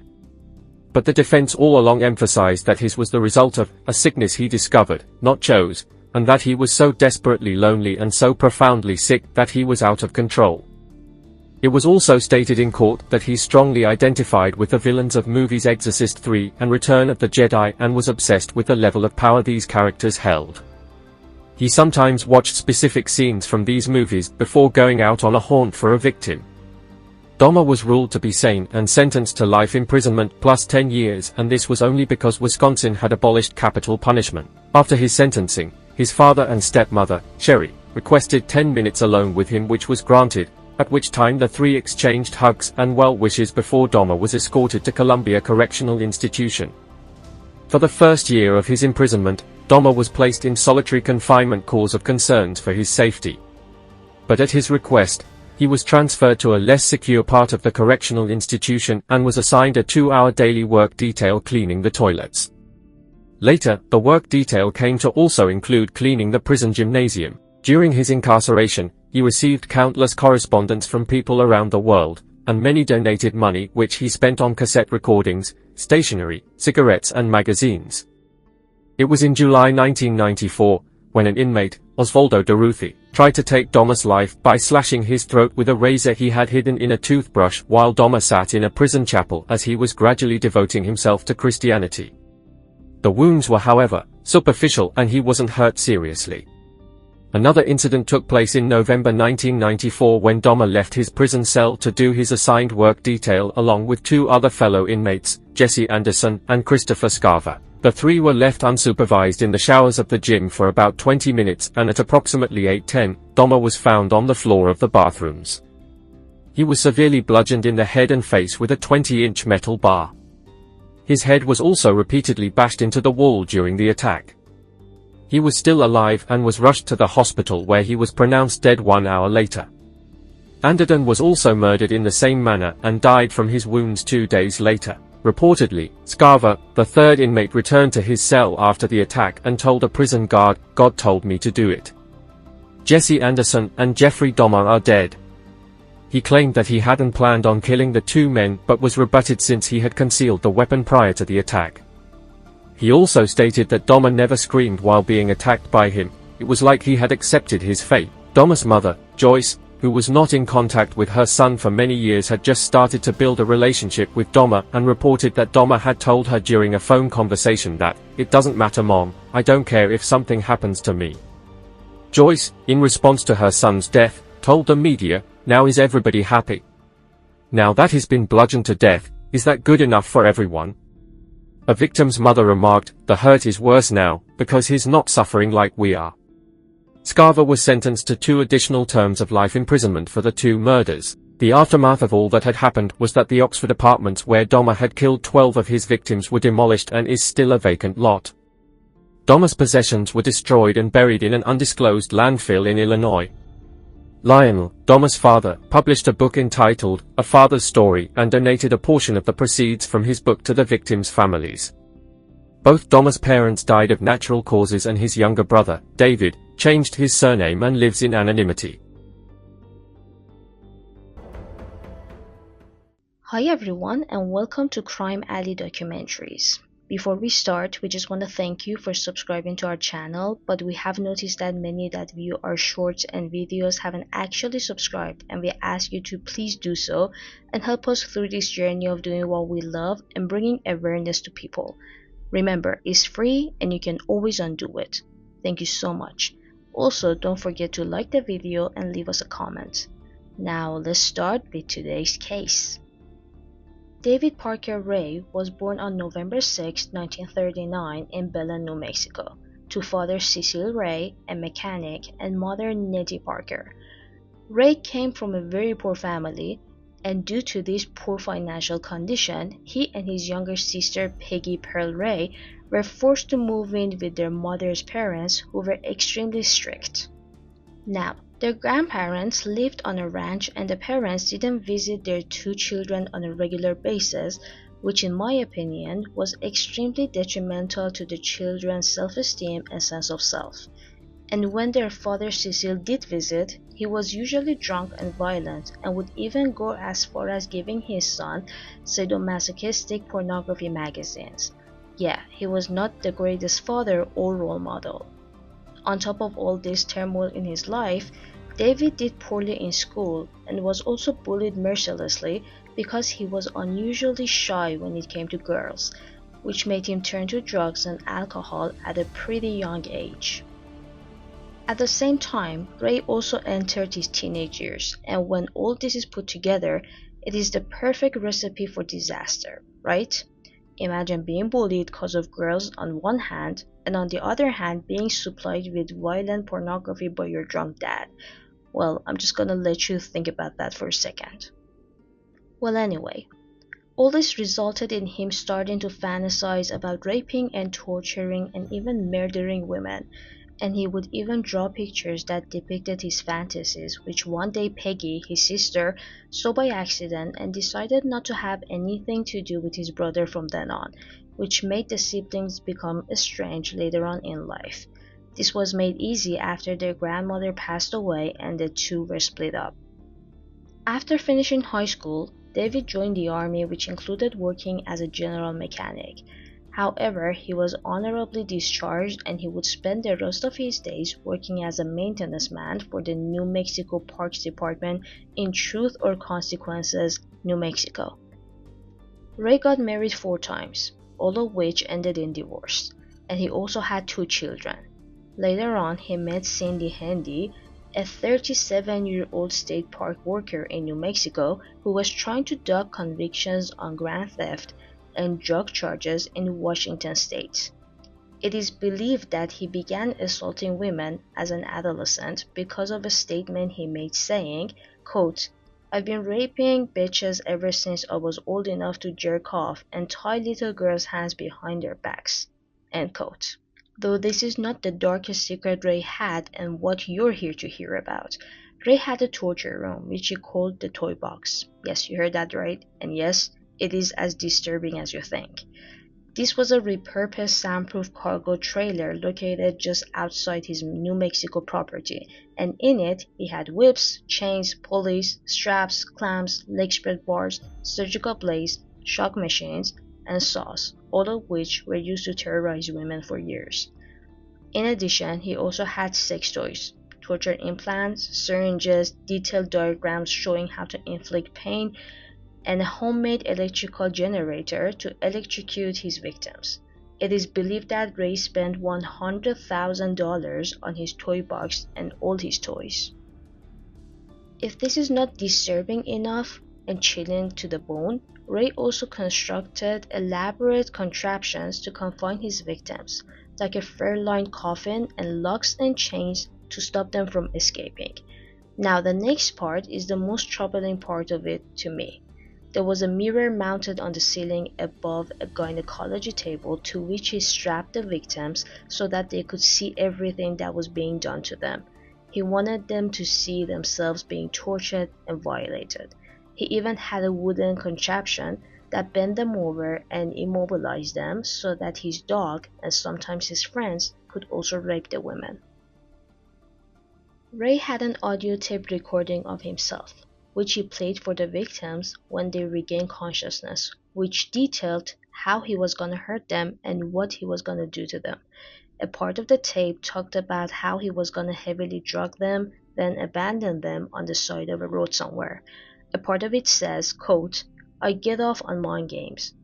After we get completely through with you, you're going to be drugged up heavily. They are hypnotic drugs that will make you extremely susceptible to hypnosis, auto-hypnosis, and hypnotic suggestion. You're going to be kept drugged a couple of days while I play with your mind. By the time I get through brainwashing you, you're not going to remember a fucking thing about this little adventure." Another chilling instance of what was on the tape is, quote, "Be smart and be a survivor. Don't ever scream. Don't talk without permission. Be very quiet. Be docile and obedient, and by all means show proper respect. Have a nice day." End quote. Now, how you may ask, his family didn't know about all that was going on, especially his girlfriend Cindy. Well, it turns out Ray had a couple of accomplices while on the hunt, one of whom was his girlfriend Cindy Handy, who even took part in the sexual abuse of the women, and they actually were told that they had to sexually satisfy her as well. Another one of his accomplices was none other than his daughter, Glenda Jean Ray, aka Jessie, who would help her dad abduct these women. One of his victims was 53-year-old Billy Ray Bowers, who disappeared from Phoenix, Arizona on September 25, 1988, and 3 days later the body of an unknown man wrapped in a blue tarp was found by a fisherman at McCrae Cove at Elephant Butte Lake in New Mexico. He was shot in the back of the head and there was no identification found on his body. though after dental record comparisons, it was concluded that he was Billy Bowers, a co-owner of Canal Motors, a used car business that had employed Ray as a mechanic. It was a known fact that even though Ray was good at his job, he was often in conflict with Bowers. Another one of his victims was 22-year-old Jill Susan Troya, who was last seen at the Frontier restaurant during the late evening of September 30th, 1995.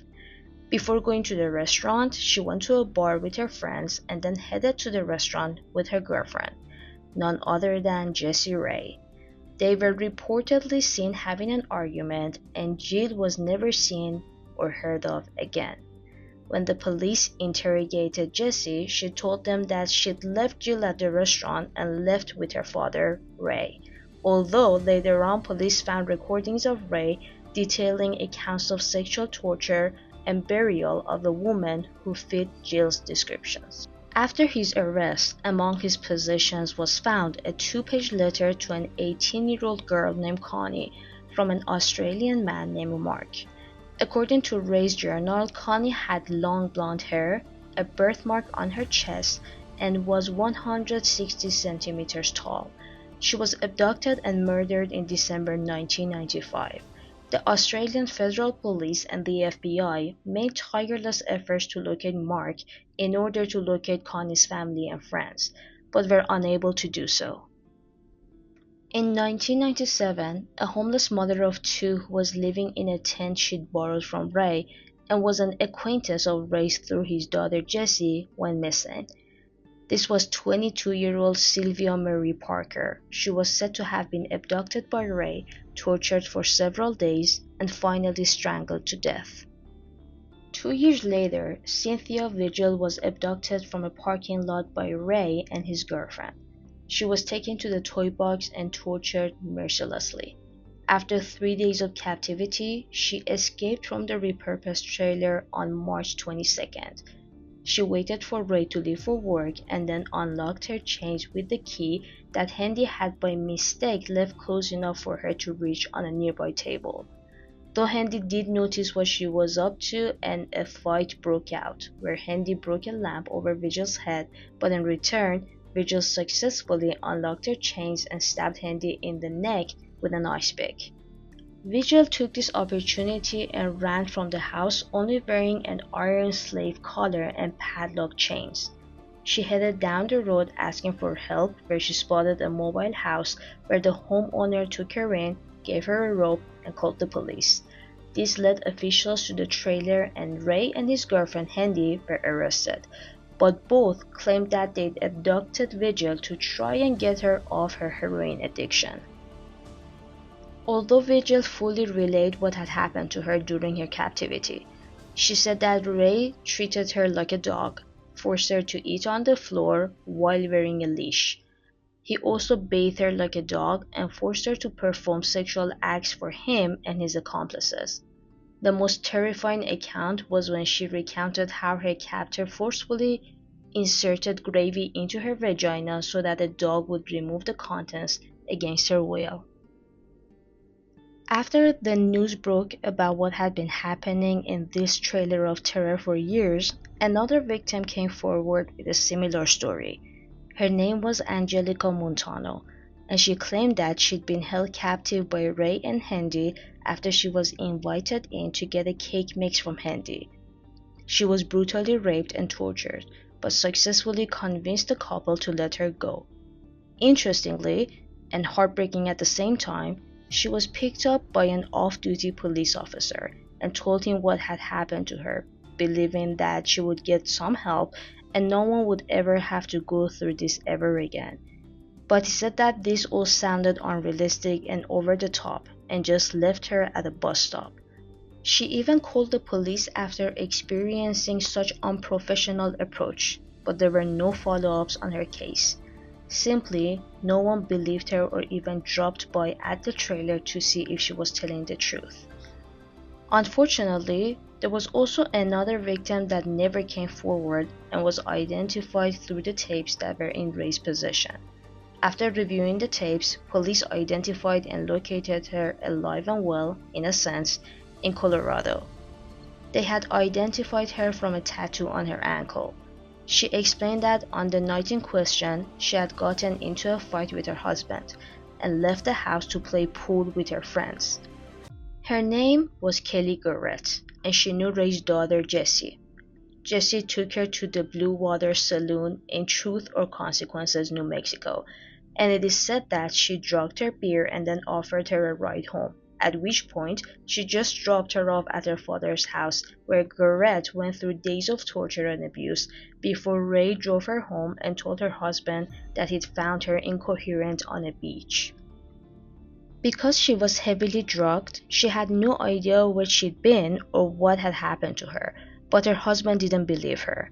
And since she didn't know what to tell the police, she never contacted them. Because of this incident, her husband divorced her and she moved to Colorado, never knowing what took place that night.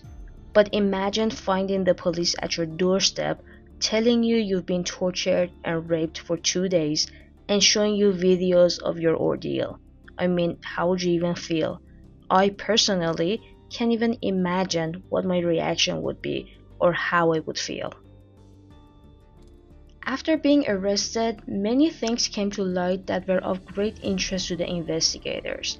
Firstly, when his property was turned upside down, no human remains were found. However, there were clothes and jewelry found in his possession that may have been taken from his victims. Hundreds of photos were taken of the items found at his property, which you can still find online, that the police are hoping would help them identify the victims if their families ever saw the photos. Ray would kidnap 4 or 5 women a year and would hold them captive for approximately 2 to 3 months, but exactly how many victims he's claimed over the years is unknown. Law enforcement, however, believes that he's raped, tortured, and killed up to 60 people over the course of his life. The reason why takes us to our next point concerning the case. Ray allegedly said, quote, "The thing to do is cut them down the belly, scoop out their guts, fill the chest cavity with cement weights, and then use baling wire to wrap them up." End quote. Even his girlfriend Handy testified that he dismembered, buried, and dumped his victims in the Elephant Butte Lake. One example of this could be an El Paso resident who was fishing in the Elephant Butte Lake and found an 80-pound gunny sack filled with what he thought was animal flesh.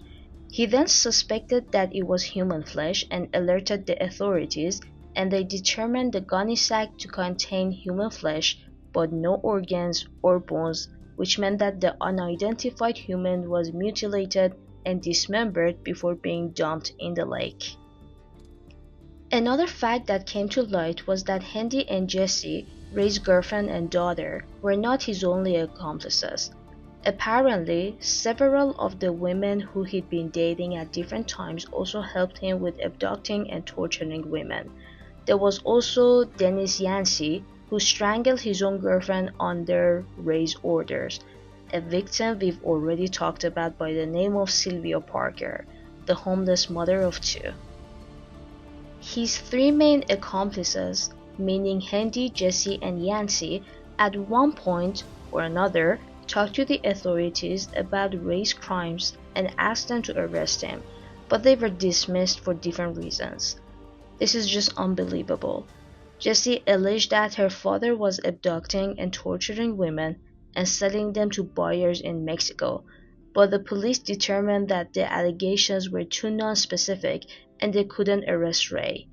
Yancey also took the police to the spot he and Ray had buried his girlfriend, but the body was not there, and Yancey concluded that Ray must have moved the body in case Yancey went all soft on him. Of course, after tearing his property and possessions apart, the police did find Ray's diary, in which he detailed all his torture and abuse of the women over the years and gave descriptions of their appearances. In addition, there were also tapes that supported the allegation that he was sexually abusing women, about which he stated, quote, "It was a source of entertainment for me to create these tapes. That's why there was a disclaimer at the beginning of the tape stating that it was for adult entertainment only. End quote.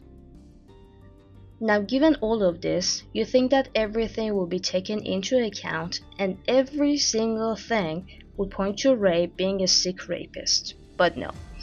The judge ruled that the cases of the 3 surviving victims, Cynthia Vigil, Angelica Montano, and Kelly Garrett, would be severed, meaning that each case would be presented separately.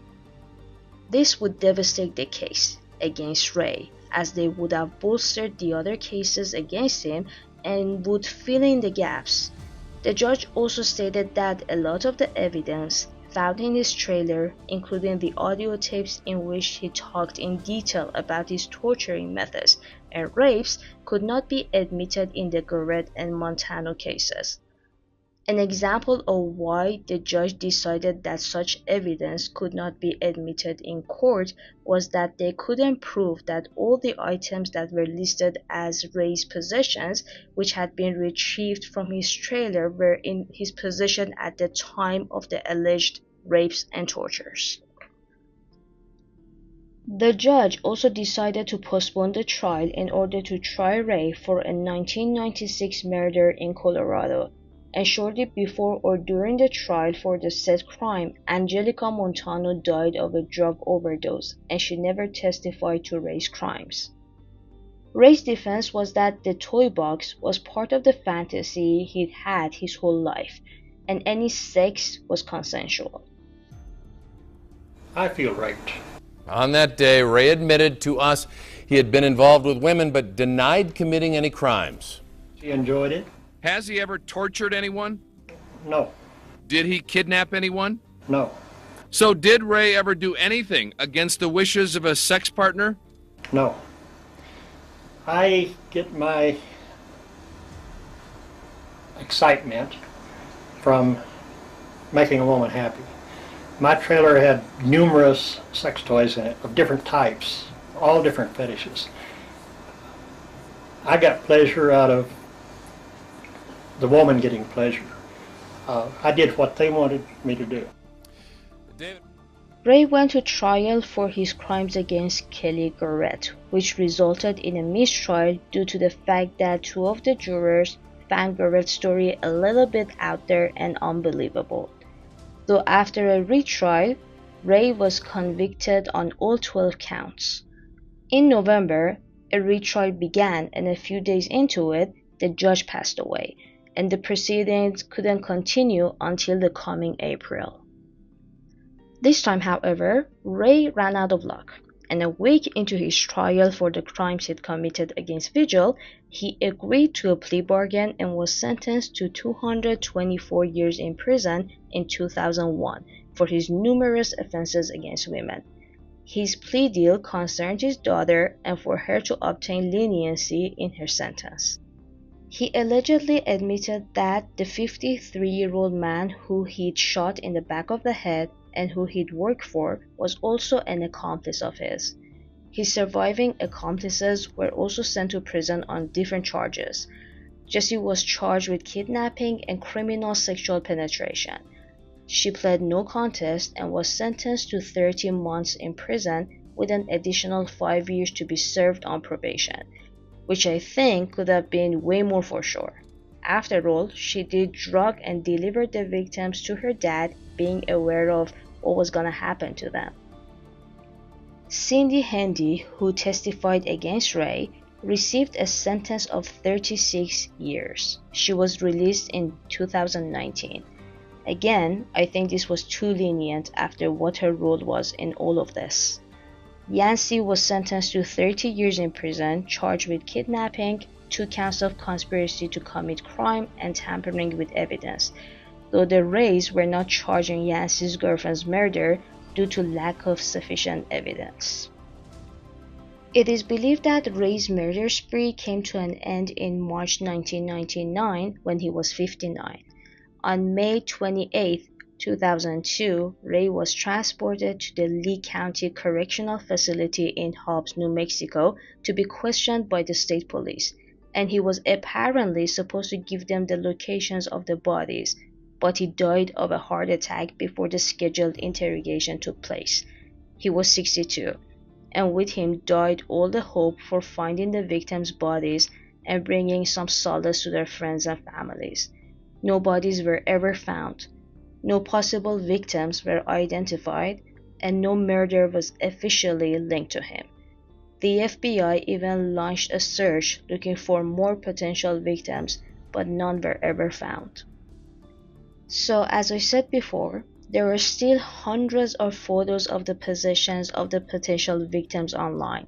So if you have been missing a loved one, I urge you to take a look at the pictures. Maybe this is the clue you need to answer your questions. Of course, we do wish that no one will ever find the belonging of their loved ones among the pictures. Our hearts truly go out to all the people that were affected by these heinous crimes. My dad and his wife are a very big part of my life now. I look at his wife as my mom now.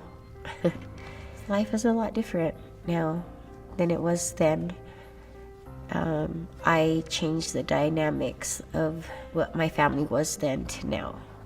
I would never put my kids through anything I went through. Yes, I've taught my kids to stay safe. I'm always pounding it in their head. Actually, they're a little overprotective of me. I think I've hovered over them so much in life that now my 13-year-old won't let me walk to the store by myself. He gets mad, like, go with mom, or sometimes they drive me nuts because I want to be by myself. And it seems like they got to be with me 24/7, except for when they're at school. I think a lot of people don't realize that there are a lot of people out there that are sick like him. People just need to be more aware of what's going on out there. I find it positive for me to talk about my story, especially when I'm doing outreach, to talk to the women about, hey, this happened to me. Try to change what you're doing. There's programs, there's a lot of things that could help a girl in that situation. So I'm just trying to make it more aware of it's not pretty out there. It's not glamorous. The money's not worth it. We try to tell them there's other ways to survive. Go to program. There's a lot of places that help pay your rent. There's a lot of programs out there that help women. It's just getting these women to get in the programs. There are other ways to survive. A lot of other ways. He was actually convicted of all the counts against me of torturing, raping, kidnapping. I can't remember all the charges, but it added up to over 200 years. From the day he got sentenced, it was about 3 months, and he got transferred to another prison when he died of a heart attack. When I found out that he had passed away, I was happy, but at the same time, I was really sad because the people that are missing their loved ones, like Jill Troya, Marie Parker, their bodies, who knows where they're at? He's the only one, and their families can't have him back yet. Cindy Handy plea bargained for 36 years. She's serving her prison term now, and she's eligible for parole in about 4 years. In this state, I think there's a big chance she'll get out. We have a problem with overcrowding in our jail and prison system, so if she didn't lose any good time or anything, I feel she'll get out. It terrifies me to death. Very scared, because I know what she's capable of.